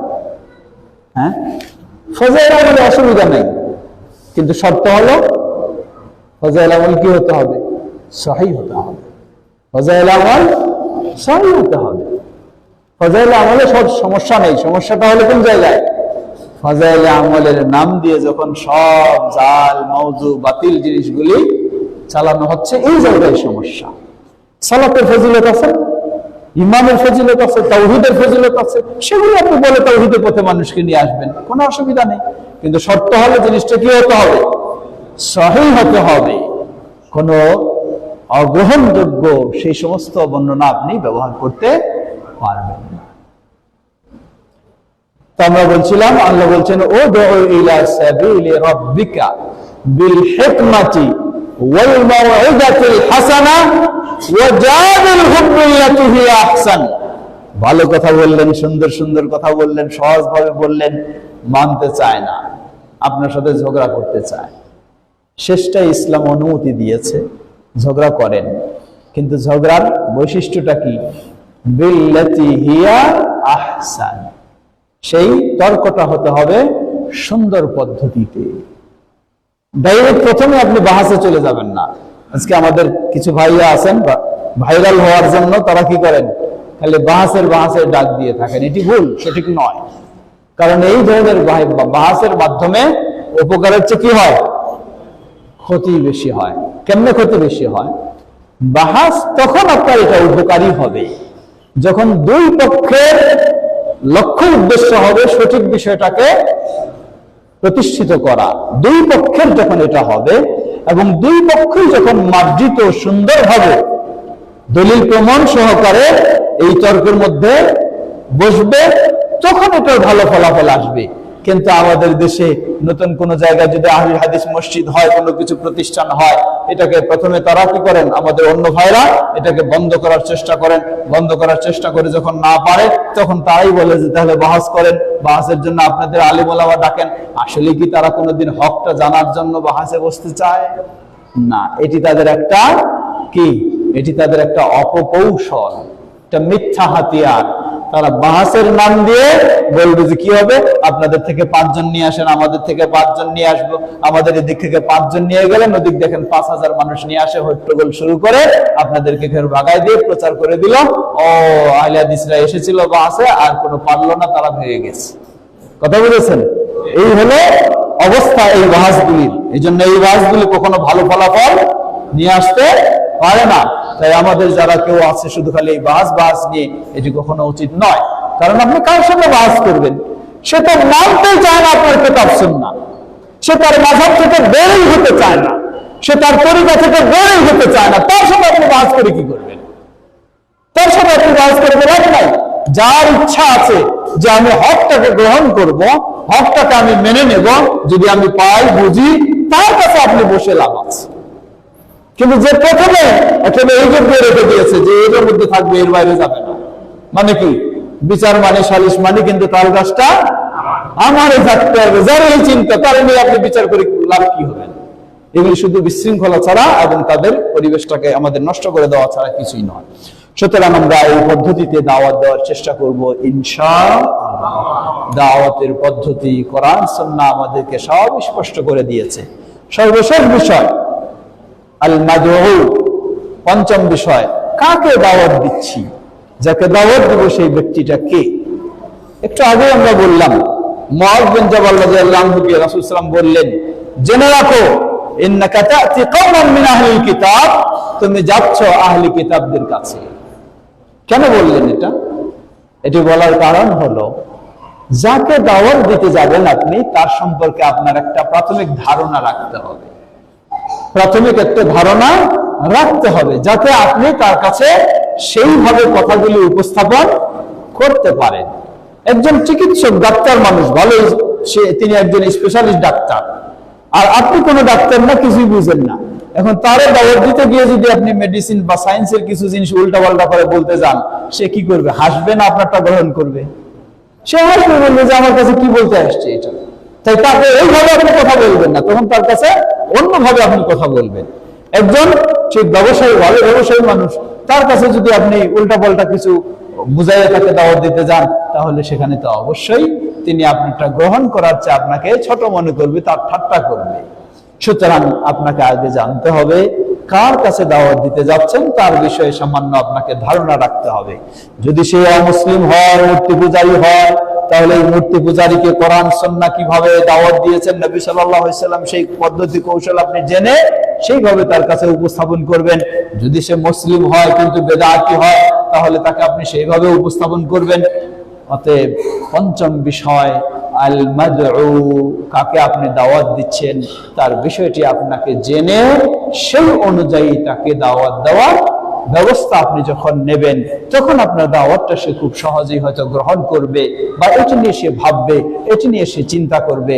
আল্লাহ আমাদের সকলকে এই দাওয়াতের মূল 5টি বিষয় যে রয়েছে সেগুলো ভালোভাবে উপলব্ধি করে জেনে আমরা যেন সফলভাবে দাওয়াতি কাজ করতে পারি। আল্লাহ আমাদের সকলকে সে তৌফিক দান করুন। অত্যন্ত গুরুত্বপূর্ণ বিষয়, চতুর্থ নাম্বার যে বিষয়টি আমরা বলছিলাম, বা তৃতীয় নাম্বার বিষয়, কিসের দিকে দাওয়াত দেব? এটি তাওহীদের দিকে দাওয়াত দেব, সুন্নাহর দিকে দাওয়াত দেব। দাওয়াত দেব কোরআন এবং সহিহ হাদিসের দিকে। এখানে একটা বিষয় মনে রাখবেন, আমি একটু স্মরণ করে দেই। আমরা আহলুল হাদিস হিসাবে নিজেদেরকে পরিচিত করি, তাই না? ঠিক না? সহিহ হাদিস হিসেবে পরিচিত করি। এখানে আরেকটি সমস্যা, আহলুল হাদিস আর সহিহ আকীদা দুটো কখনো এক নয়। আহলুল হাদিসেরা অবশ্যই সহিহ আকীদা, কিন্তু আহলুল হাদিস পরিচয় আর শুধু সহিহ আকীদার পরিচয়, এই দুটো জিনিস কখনো এক নয়। বোঝার চেষ্টা করবেন। বললেন কেমনে? হানাফি মাযহাবের ভাইয়েরা অসংখ্য ভাগে বিভক্ত। পীর মুরিদের দিকে বলেন অথবা বিভিন্ন গ্রুপিং এর দিকে বলেন। উদাহরণস্বরূপ চরমনাই পীর সাহেবের মানুষেরা দেওয়ানবাগী পীর সাহেবের মানুষদেরকে কি বলে? কি বলে? সবাই কিন্তু এক মাযহাবের মানুষ, কিন্তু বলে এরা বাতিল আকীদার মানুষ আর আমরা হলাম কোন আকীদার? সহিহ আকীদার। খেয়াল করবেন, চরমনাই পীর সাহেবের মানুষেরা দেওয়ানবাগী পীর সাহেবের মানুষদেরকে বলে এরা হলো বাতিল আকীদার আর আমরা হলাম সহিহ আকীদার। তাবলীগ জামাতের মানুষেরা এখন তারা নিজেরাই দুই ভাগ হয়েছে, একটা হলো জুবাইরপন্থী আর একটা হলো সাদপন্থী। জুবাইরপন্থী মানুষেরা সাদপন্থীদেরকে কি বলে? এরা হলো বাতিল আকীদার, আমরা হলাম কি? সহিহ আকীদার। বুঝবেন কথাটা? আমরা হলাম সহিহ আকীদার। আবার তাবলীগ জামাতের লোকেরা এবং জামাত ইসলামের লোকেরা উভয় মাঝে যখন বের হয় তখন একজন আরেকজনকে ভুল আকীদার, আরেকজন নিজেদেরকে বলে কি আকীদার? সহিহ আকীদার। সুতরাং সহিহ আকীদা কোন নির্ভরযোগ্য পরিভাষা নয়। সহিহ আকীদা হলো এটি একটি তুলনামূলক শব্দ। এটি কি? তুলনামূলক শব্দ। একজনের চেয়ে আরেকজন সহিহ দাবি করে, একজনের চেয়ে আরেকজন সহিহ দাবি করে। কিন্তু আহলুল হাদিস বা সালাফি এটা হলো এমন একটা পরিচয়, যেই পরিচয় সে আকীদার ক্ষেত্রেও আহলুল হাদিস, জীবনের সর্বক্ষেত্রেও সে কোরআন এবং সুন্নাহর অনুসারী। আর সহিহ আকীদার ব্যক্তি, এই সহিহ আকীদার ব্যক্তি আমাদের মাঝে অনেকজন আছেন, খুব প্রসিদ্ধ ছিলেন। প্রথমে আহলে হাদিসদেরকেও তারা খুব যখন প্রশংসা করে, আমরা আমাদের সমাজে একেবারে খুব আনন্দের সাথে নিয়ে আসি তাদেরকে। কেন? ওই একটা আমিন বলার কথা বলে দেয়, আমরা তারা সাধারণ মানুষ মনে করি হ্যাঁ এই তো মুফতি সাহেব, তিনি এখন আমিনের কথা বলতেছেন, আমাদেরকে নিয়ে আসতে হবে। কিন্তু তার এক স্তর থেকে আরেক স্তর পরিবর্তন হইতে হইতে এখন আহলুল হাদিসদেরকে কোন পর্যায়ে গালি দেয় আর কোন পর্যায়ে করে, এখন তো আপনি বুঝতে পারছেন। আছে না এই ধরনের? অবশ্যই রয়েছে। এগুলি হলো সব কিসের? সহিহ আকীদার। যে নিজেকে আহলুল হাদিস বলে বলতে সাহস পাবে না, সালাফি বলতে সাহস পাবে না, আপনি নিশ্চিত থাকবেন এই লোকের অবস্থানটা কখনো এক রকমের থাকবে না, কখনো এক রকমের না। ও আহলে হাদিসদের কাছে আসে বলবে আমি তো সহিহ আকীদার মানুষ আপনাদের মতোই, আবার তার মাযহাবী মানুষদের কাছে বলবে আমি তো আপনাদের সাথে আছি। এই হলো সমস্যা। এই জন্য এটি একটি বড় ধরনের ধোঁকা, এটি একটি বড় ধরনের ধোঁকা। আমাদের আম জনতা এই জিনিসগুলি বুঝে না, মনে করে যে সহিহ আকীদা মানে বাস হয়ে গেছে, মনে হয় সব নিজের। না, এগুলি হচ্ছে তাদের সুবিধা আদায়ের জন্য। হতে পারে আল্লাহ সুবহানাহু ওয়া তাআলা অন্তরের খবর জানেন, আমরা জানি না, কিন্তু বাহ্যিক আমরা যেটা বুঝতেছি এবং যেটা আমরা পাচ্ছি, এরা প্রথমে আহলে হাদিস বিদ্বেষী, আবার নিজেদেরকে আহলে হাদিস সমাজে প্রবেশের জন্য নিজেদেরকে সহিহ আকীদার দাবি করে। এইভাবে তারা তাদের স্বার্থ অর্জন করছে। অতএব মনে রাখবেন, নবী সাল্লাল্লাহু আলাইহি ওয়াসাল্লাম এবং তার সাহাবায়ে কেরামদের যে মানহাজ, সেই সঠিক ও নির্ভরযোগ্য মানহাজ হলো, সেটি হলো আহলুল হাদিস বা সালাফি মানহাজ, যেটির মধ্যে একজন ব্যক্তি নিজেকে আহলুল হাদিস বলে যখন ক্লিয়ার ডিক্লারেশন দেবে, সে কখনো উগ্রপন্থী হতে পারে না, সে কখনো চরমপন্থী হতে পারে না। সে এখানে আসে একরকম সালাত আদায় করবে, আরেক মসজিদে গিয়ে আরেক রকম সালাত আদায় করবে, এটি কখনো হতে পারে না। কিন্তু যে এই ডিক্লারেশন দিতে পারবে না, দেখবেন যে সে এখানে আসে আপনাকে খুশি করার জন্য আপনার মতো, আবার আরেক জায়গায় গিয়ে তাকে খুশি করার মতো, সেখানে সেভাবে চলতে থাকে। সুতরাং এই বিষয়গুলিও অবশ্যই আমাদেরকে খেয়াল রাখতে হবে। আজকে বাংলার বুকে আহলুল হাদিসদের মূল সংগঠন আল্লামা আব্দুল্লাহ আল কাফি আল কুরাইশি রাহিমাহুল্লাহ 1946 সালে সকল আহলুল হাদিসদেরকে ঐক্যবদ্ধ করে একটি প্ল্যাটফর্ম আমাদেরকে উপহার দিয়েছিলেন। সেই প্ল্যাটফর্মটির নাম কি? জামিয়াতে আহলুল হাদিস। আমি অনেক সময় বলি আসলে শুধু এটি বাংলাদেশে নয়, গোটা ভারতবর্ষে আপনি খোঁজ নিন, অল ইন্ডিয়া আহলে হাদিস আন্দোলন নাকি না, আহলে হাদিস অমুক না, অল ইন্ডিয়া কিসে জমিয়তে আহলে হাদিস, অল ইন্ডিয়া জমিয়তে আহলে হাদিস, পাকিস্তান মার্কাজি জমিয়তে আহলে হাদিস, নেপাল জমিয়তে আহলে হাদিস, কাশ্মীর জমিয়তে আহলে হাদিস, শ্রীলঙ্কা জমিয়তে আহলে হাদিস, একই ধারাবাহিকতায় বাংলাদেশ, হ্যাঁ বলে একটু শুনি, জামিয়াতে আহলে হাদিস। এটি আজকে নতুন নয়, সেই 1946 সালের কথা, সেই ধারাবাহিকতায় চলছে। এখন হয়তো বিভিন্ন জন নিজের প্রয়োজনে নিজের স্বার্থে বিভিন্ন নাম দিয়ে বিভিন্ন গ্রুপ করতে পারে, কিন্তু এটি কখনো আহলুল হাদিসদের জন্য কল্যাণকর নয়। এটি আহলুল হাদিসদের জন্য নিজেদেরকে ক্ষতিগ্রস্ত করা ছাড়া কিছুই নয়। তাই আহ্বান জানাবো, আসুন আমরা যেন সত্যি আহলুল হাদিসের স্বার্থে, সালাফি মানহাজের স্বার্থে আমরা যেন সবাই ওই একই প্ল্যাটফর্মে ঐক্যবদ্ধ হয়ে আমরা দাওয়াতি কাজ আঞ্জাম দিতে পারি, তাহলে ইনশাআল্লাহ আমরা সফলতার সাথে সামনের দিকে অগ্রসর হতে পারবো ইনশাআল্লাহ। আল্লাহ আমাদের সকলকে সে তৌফিক দান করুন। ছোট্ট দুটি দাওয়াত দিতে চাই। একটি হলো আগামী 2025 সালের ফেব্রুয়ারি 7 ও 8, ফেব্রুয়ারি 7 ও 8, ফেব্রুয়ারি কত 7 ও 8 জুমাবার এবং শনিবার দুদিন ব্যাপী সেই বাইপাইল বিশাল ক্যাম্পাসে বাংলাদেশ জামিয়াতে আহলে হাদিসের সেই ইন্টারন্যাশনাল কনফারেন্স অনুষ্ঠিত হবে ইনশাআল্লাহ। জানাচ্ছি যেহেতু আপনার কাছের মানুষ সদল বলে উপস্থিত হবেন, সার্বিকভাবে সহযোগিতা প্রদান করবেন ইনশাআল্লাহ। এবং সেই প্রাঙ্গণে দেখে হয়তো দেখেছেন, আবারও দেখবেন, সেখানে শুরু হয়েছে একটি অন্যতম আমাদের প্রতিষ্ঠান international Islami university of science and technology, যেখানে আমাদের সন্তানেরা বিশেষ করে যারা সদ্য এইচএসসি ও আলিম পাশ করেছে তাদের জন্য সে অনার্সে ভর্তি হওয়ার জন্য আল কোরআন এন্ড ইসলামিক স্টাডিজে অথবা কম্পিউটার সায়েন্সে অথবা ট্রিপলিতে অথবা বিবিএতে সেই ইসলামী বলুন এবং টেকনোলজি বলুন সেই সুন্দর পরিবেশে সেখানে পড়ালেখা কার্যক্রম, শিক্ষা কার্যক্রম চলছে। আমাদের সকলকে আপনার সংবাদ জানাবেন, যারা পরিচিত তাদেরকেও এই সংবাদ ছড়িয়ে দেবেন। আমাদের সন্তানদের জন্যই সেখানে সুন্দর পরিবেশে সুন্দর শিক্ষার ব্যবস্থা রয়েছে, সেই আহ্বানও আপনাদেরকে জানাচ্ছি। সেই সাথে বিশেষভাবে স্মরণ করে দেব, সেটি হচ্ছে আমাদের ওমর বিন খাত্তাব রাদিয়াল্লাহু তাআলা আনহু মসজিদ ও মাদ্রাসা কমপ্লেক্স। এই এলাকায় তেমন উল্লেখযোগ্য আমাদের মানহাজে মাদ্রাসা আমার মনে হয় নেই, তাই না? গোটা গাজীপুরেই বোধহয় নাই, তাই না? নেই। তাহলে এটি একটি সুন্দর প্লেস, এই ধরনের সুন্দর মসজিদ, পাশে মাদ্রাসা, এই মাদ্রাসাটাকে যেভাবেই হোক আমাদেরকে, জি একটা আহসান শেখ হারুন হোসেন সাহেবের, সেটি হলো কাথুরায়, না কাথুরায় রয়েছে, মানে বড় ধরনের নেই, দাওরা হাদিস পর্যায়ে গাজীপুর জেলাতে নেই। তাই এখানেও সেটাই হবে, এবং এখানেও সুন্দর যেহেতু একটি পরিবেশ এবং মানুষও দিন দিন বাড়ছে, তাই আমাদের অবশ্যই চিন্তা রাখা উচিত পরস্পরের সহযোগিতা দিয়ে এই মাদ্রাসাটিকে আমরা কমপক্ষে দাওরা হাদিস পর্যন্ত নিয়ে যেতে চাই ইনশাআল্লাহ। বলুন ইনশাআল্লাহ। এজন্য আপনাদেরকে সুসংবাদ জানাবো। আমি শুনলাম আমাদের ভাই বললেন ওখানে একজন, যে এটা আপনারা সিদ্ধান্ত নিয়েছেন আহলে হাদিস তালিমি বোর্ডের আলোকে সামনে থেকে শুরু করার।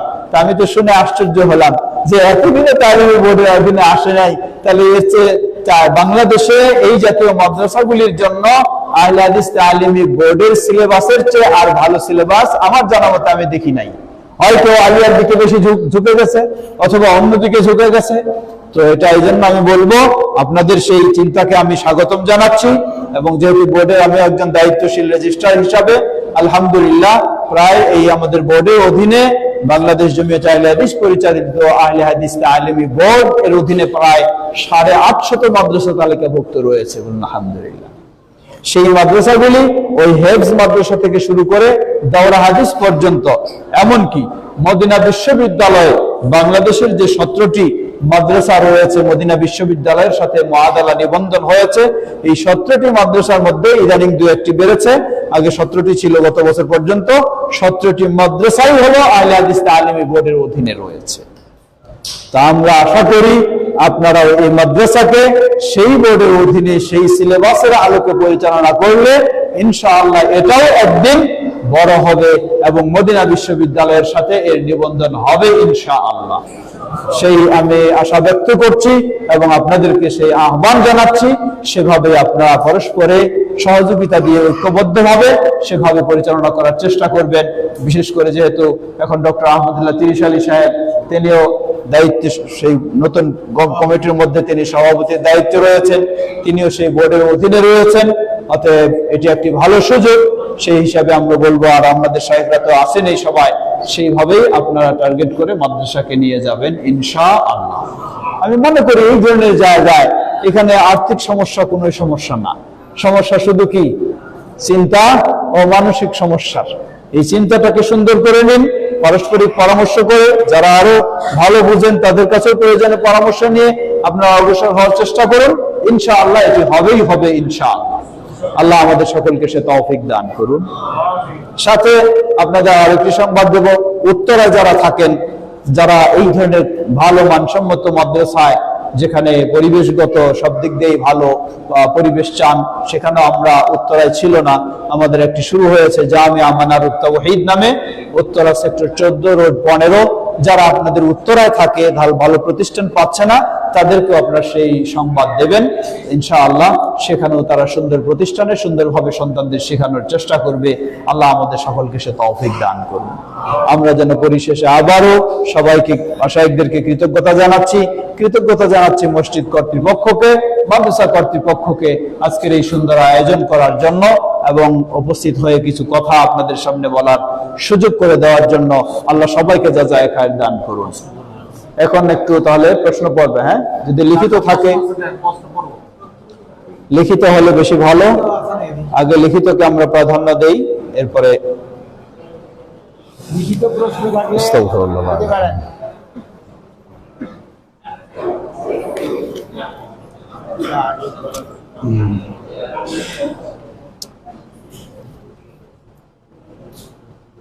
অথবা লিখিত প্রশ্ন আসুক, এর মাঝে আপনাকে মৌখিক বলতে চাইলে বলতে পারেন, আলোচনাকে কেন্দ্র করে অথবা যে কোনো বিষয়ে। জি বলেন। আমরা যারা এই মসজিদে নামাজ পড়ি, আবার অন্য মসজিদে অন্যভাবে নামাজ পড়ি, তাহলে কি আমাদের কি নামাজ হবে না? ধন্যবাদ। আমাদের ভাই প্রশ্ন করেছেন, আমরা যারা এই মসজিদে নামাজ পড়ি, বসেন আপনি, আবার অন্য মসজিদে অন্যরকম নামাজ পড়ি, তাহলে কি হবে না? আসলে আমি এই কথাটা বলি নাই, আপনার হয়তো সম্পূর্ণটা আপনি ভালো করে শোনেন নাই, যার কারণে আপনি এই ধরনের বুঝেছেন। আমি বলেছি, আর একটু ক্লিয়ার করে আপনি শোনেন, আহলুল হাদিস আর সহিহ আকীদার অনুসারী, এই দুই ব্যক্তির মাঝে পার্থক্য রয়েছে। যিনি আহলুল হাদিস বলে নিজেকে পরিচিত করবেন, মনে করবেন, তিনি পৃথিবীর যে প্রান্তেই থাকুন না কেন একই আকীদার উপরে থাকবেন, একই আমলের উপরে থাকবেন, কখনো ভিন্ন ভিন্ন হবে না। আর যিনি এই পরিচয় নয়, হয়তো নিজেকে সহিহ আকীদা বা এই ধরনের দাবি করেন, তিনি তার সুবিধা মতো যখন যেখানে যাবেন তখন সেভাবেই চলবেন। এই কথা আমি বলেছি, বুঝেছেন? এবার সুবিধা মতো বলতে বোঝায়, এখানে আসলেন একজন ব্যক্তি, মিলাদ নাই, মিলাদ করবে না, আরেক মসজিদে গেলেন, মিলাদ চলতেছে, সে মিলাদও করতেছে, এটা হলো সুবিধা মতো। বুঝেছেন এবার? ওকে, ধন্যবাদ আপনাকে। আমাদের ভাই আবার জিজ্ঞাসা করলেন, মিলাদ কি আসলে জায়েজ নেই? জবাব, মিলাদের বিষয়ে আপনি কি বুঝেন, কি জানেন মিলাদ বলতে? আপনাকে একটু জিজ্ঞাসা করতে চাই।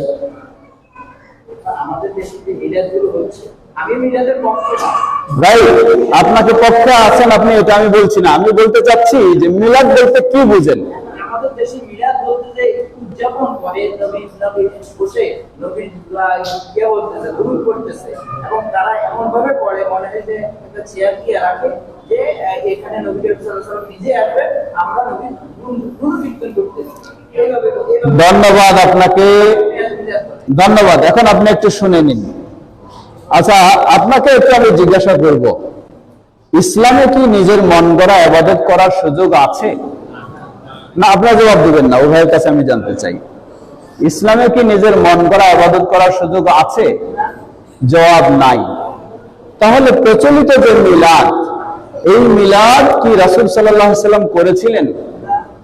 খোলাফায়ে রাশিদিন করেছিলেন? সাহাবায়ে কেরাম করেছিলেন? ইমাম আবু হানিফা করেছেন? ইমাম মালিক করেছেন? ইমাম শাফিঈ করেছেন? ইমাম আহমদ বিন হাম্বল করেছেন? না। তাহলে ধন্যবাদ, আপনি জবাব দিলেন এই মিলাদ আল্লাহ রাসূল সাল্লাল্লাহু আলাইহি ওয়াসাল্লাম করেননি, খোলাফায়ে রাশিদিন করেননি, সাহাবায়ে কেরাম করেননি, এমনকি প্রসিদ্ধ 4 জন ইমামও করেননি। তাহলে এটি কি ইসলামের ইবাদত হতে পারে? এটাই আপনি জবাব দিলেন না, অসম্ভব, মানে এটাই ইসলামের ইবাদত নয়। তাহলে কি এটি করা জায়েজ হবে? অবশ্যই না। ধন্যবাদ, ধন্যবাদ। আপনি যেহেতু বললেন, বুঝলেন যে অবশ্যই না, আমরা সেটাই বলি, এটি অবশ্যই জায়েজ নয় এবং এটি একটি বেদাতি কাজ ইবাদতের নাম দিয়ে, যা অবশ্যই গুনাহের কাজ। শুধু গুনাহের কাজ নয়, এই গুনাহের কাজের মধ্য দিয়ে মানুষ শিরকি কাজে লিপ্ত হয়। কেমনে? ওই যে বললেন, একটা চেয়ার খালি রাখে, বিশ্বাস করে এখানে কে আসবেন? রাসূল সাল্লাল্লাহু আলাইহি ওয়াসাল্লাম আসবেন। এমনকি শুধু বিশ্বাস নয়, ওই মিলাদের মধ্যে কেউ কেউ, সবাই নয়, কেউ কেউ দাঁড়িয়ে রাসূল সাল্লাল্লাহু আলাইহি ওয়াসাল্লামের কাছে আবেদন নিবেদন শুরু করে দেয় আল্লাহকে বাদ দিয়ে, যেটি প্রকাশ্য শিরক। ধন্যবাদ আপনাকে। প্রশ্ন করেছেন, যারা আল্লাহ ও তার রাসূলের মধ্যে পার্থক্য করে তারা কাফের, একটু বুঝিয়ে দেবেন। যারা আল্লাহ ও তার রাসূলের মধ্যে পার্থক্য করে তারা কাফের, একটু বুঝিয়ে দিবেন। আমরা তো কখনো বলিনি যে যারা আল্লাহ এবং তার রাসূলের মধ্যে পার্থক্য করে। প্রশ্নটা কোন দৃষ্টিকোণ থেকে তা জানি না, তবে একটু জবাব দিচ্ছি। যারা আল্লাহ ও তার রাসূলের মধ্যে পার্থক্য করে তারা কাফের, একটু বুঝিয়ে দিবেন। জবাব, এই কথা কখনোই সঠিক নয়। অবশ্যই আল্লাহ এবং তার রাসূলের মধ্যে পার্থক্য করতেই হবে, কারণ আল্লাহ হলেন খালিক আর রাসূল সাল্লাল্লাহু আলাইহি ওয়াসাল্লাম হলেন মাখলুক। আল্লাহ হলেন মাবুদ আর রাসূল সাল্লাল্লাহু আলাইহি ওয়াসাল্লাম হলেন আবদ। সুতরাং পার্থক্য হবে কিনা? অবশ্যই হবে, পার্থক্য করতেই হবে। কারণ প্রথমে আমরা কি বলি? আশহাদু আল্লা ইলাহা ইল্লাল্লাহু ওয়াহদাহু লা শারীকা লাহ। এরপরে বলি ওয়া আশহাদু আন্না মুহাম্মাদান আবদুহু ওয়া রাসূলুহু। এখানে তো পার্থক্য রয়েছে কিনা? অবশ্যই। একজনকে আল্লাহ হিসাবে, ইলাহ হিসাবে, মাবুদ হিসাবে, আরেকজনকে বান্দা হিসাবে, আবদ হিসাবে। সুতরাং পার্থক্য করতেই হবে। যে আল্লাহ এবং রাসূলকে মাঝে পার্থক্য করবে না সে কাফের, সে কাফের। ধন্যবাদ।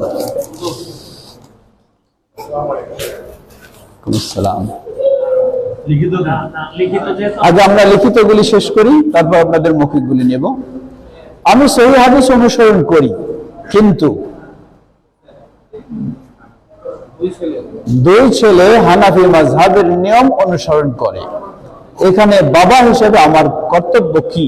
জবাব, আপনি যখন সহিহ হাদিস অনুসরণ করেন নিশ্চয়ই আপনি বিশ্বাস করেন এটাই সঠিক।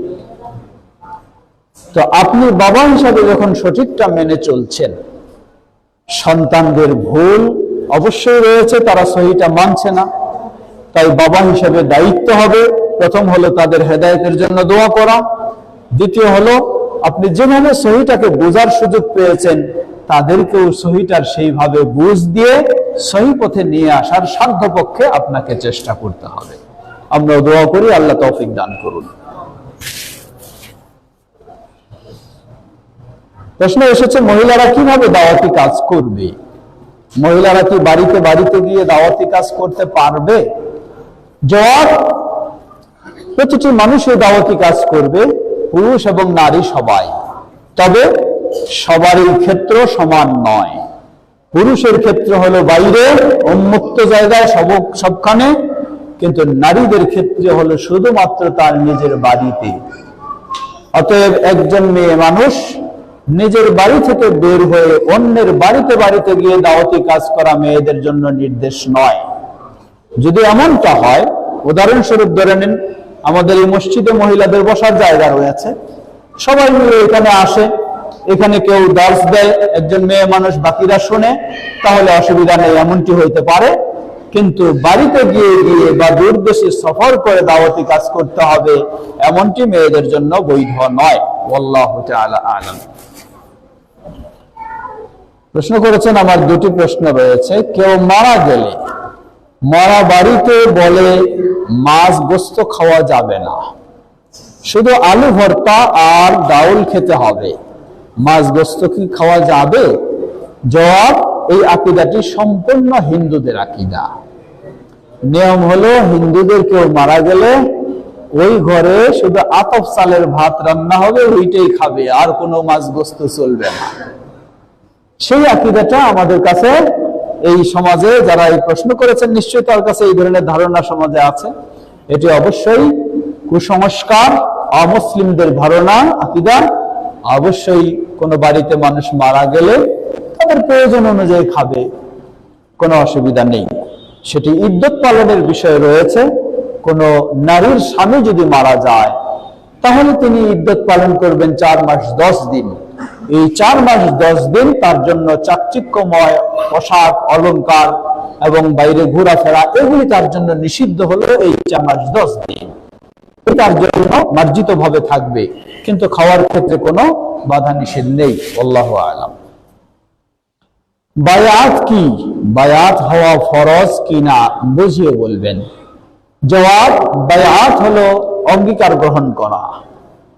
এই অঙ্গীকার গ্রহণ করা, এটি মূলত এমন ইসলামী নেতার কাছে যিনি একদিকে ইসলামী ব্যক্তিত্ব, অপরদিকে তিনি প্রশাসনিক দায়িত্বশীল, এমন ব্যক্তির কাছে বায়াত নেওয়াটা হচ্ছে জরুরি বিষয়।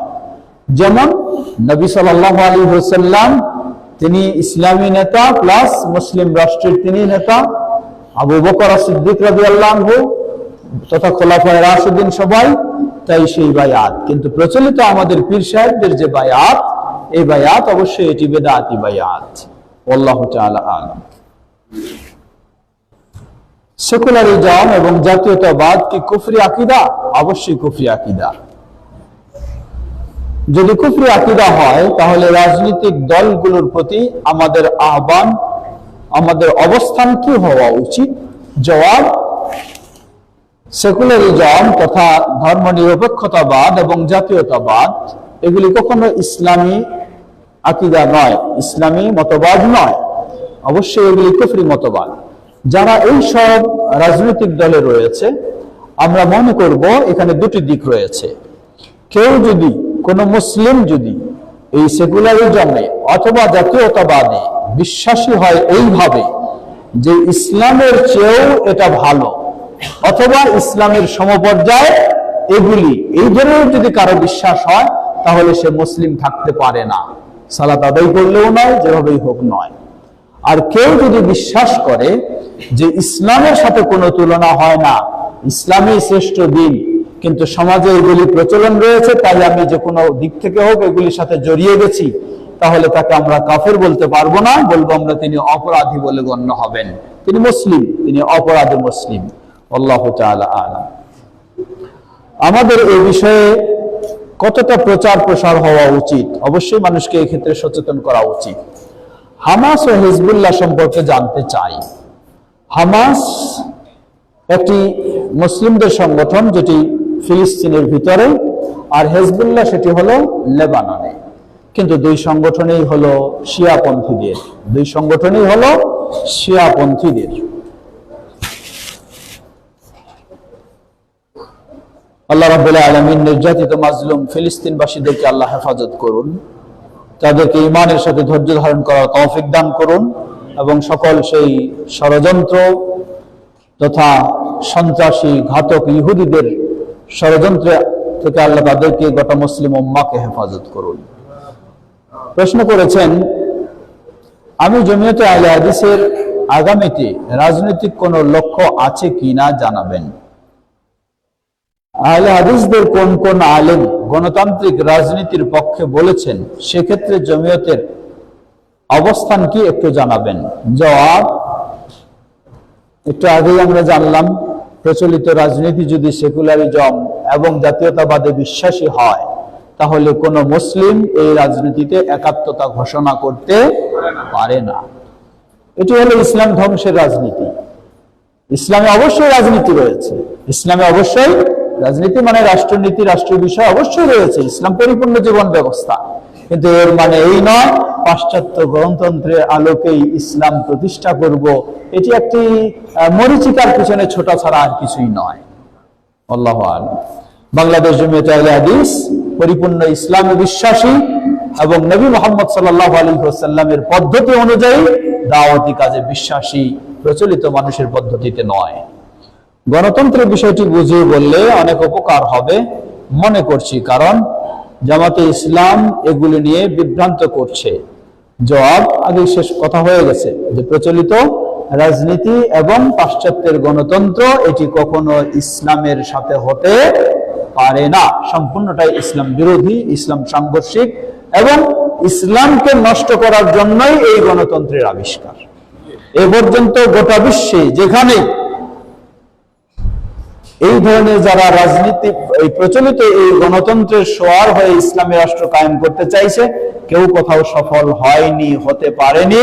অবস্থা দেখে বোঝা যায় যে সেটি সম্ভব নয়, কারণ এটাকে তৈরি করা হয়েছে সেভাবে। আপনি এই পদ্ধতিতে গিয়ে ধরে নেন আপনি সব আসন পেয়ে আপনি কি করে ফেললেন, সরকার গঠন করে ফেললেন। পরের দিন আপনি কি পর্যায়ে পৌঁছে যাবেন?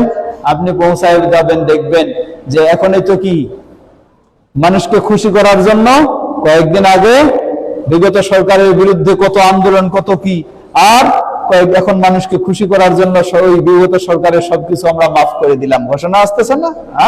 আসতেছে না? তো এগুলো কি, এগুলি বোঝা যায়, এইগুলি বোঝা যায় যে এই ব্যক্তিদেরকে যদি আপনি একেবারে পার্লামেন্টে বসায় দেন, বসায় দেওয়ার পরে দেখবেন যে মাজারপন্থীরা আসবে, বলবে যে আমাদেরকে যদি মাজার পূজা করতে না দেন তাহলে আপনাদেরকে সরকার থেকে উৎখাত করব। এই সরকার তখন বলবে ঠিক আছে, আপনারা যা চান তা করতে থাকেন, আমাদের থাকতে দেন। কথা বলেছেন? এইগুলি হচ্ছে এই অবস্থা। আল্লাহ হেদায়েত দান করুন। এখন প্রশ্ন বলুন, আসছে? আচ্ছা, আমাদের সময় বোধহয় কাছাকাছির দিকে, বা আর 10-15 মিনিট নাকি? কারো যদি জিজ্ঞাসা থাকে বলতে পারেন। জি,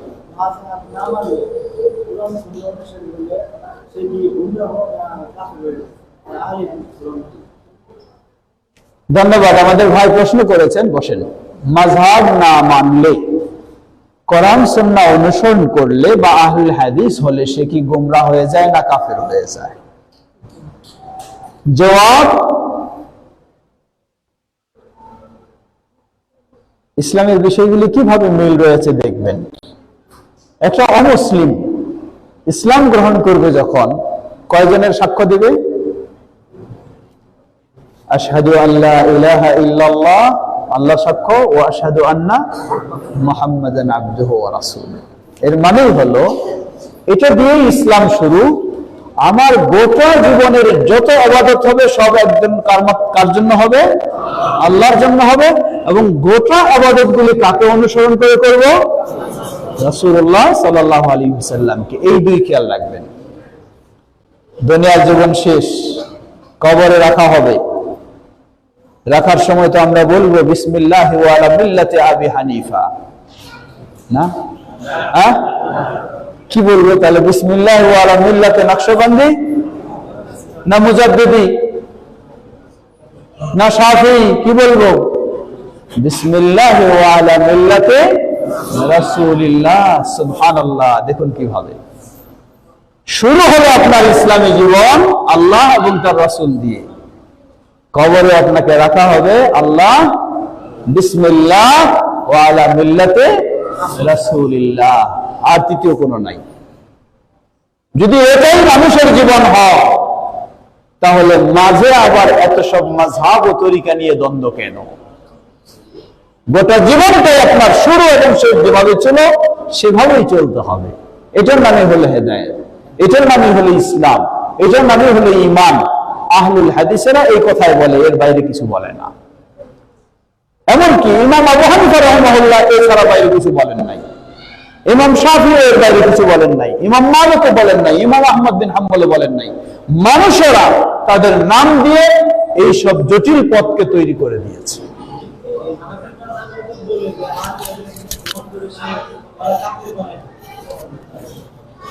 শুনেন, আমাদের ভাই আবার বলতেছেন, হানাফি ভাইরা তো বলে আহলে হাদিস যদি হয় তাহলে কাফের হয়ে যাবে।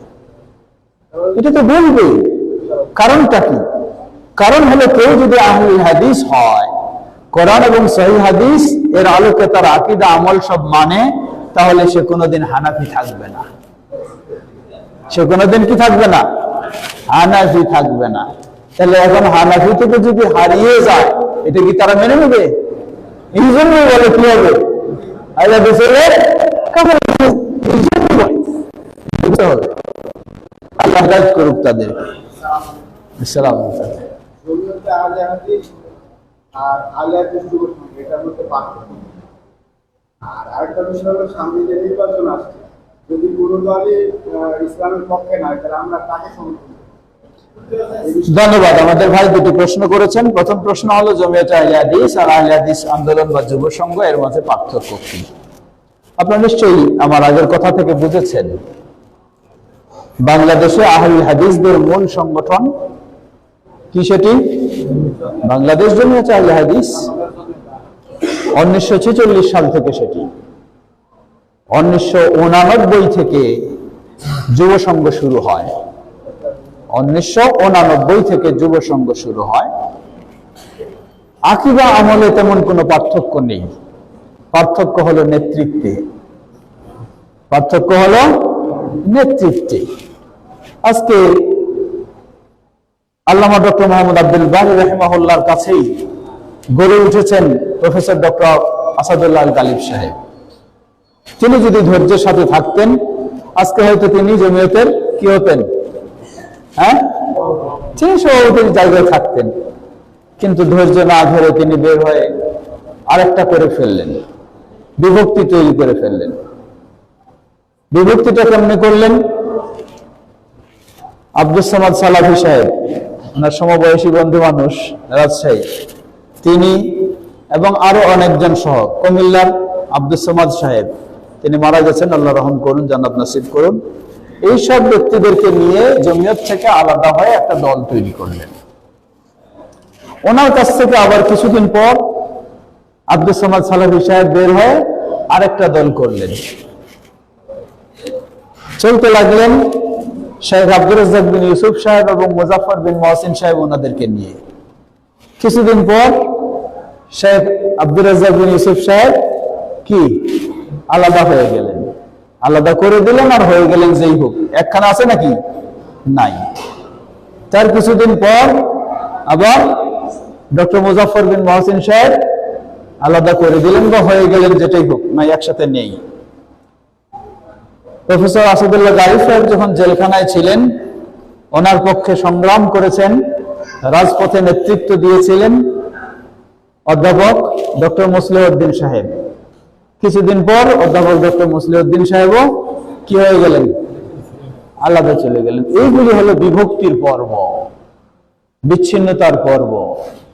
তাই আমরা বলবো এগুলি কখনোই ঠিক হয়নি। এগুলি আহলে হাদিসদেরকে কি উপকৃত করেছে? ক্ষতিগ্রস্ত করেছে। তো এই জন্য আমরা বলবো সবকিছু নিজেদের নেতৃত্বের চিন্তায় এই ধরনের দল দল তৈরি না করে ধৈর্য ধরুন। আল্লাহ যতটুকু আপনাকে তৌফিক দিয়েছেন আপনি কাজ করতে থাকুন, কিন্তু এক ব্যানারে এক প্ল্যাটফর্মে যদি করতে থাকি তাহলে আমরা আরো শক্তিশালী হতে পারবো, আমাদের দাওয়াতকে আরো গতিশীল করতে পারবো ইনশাআল্লাহ।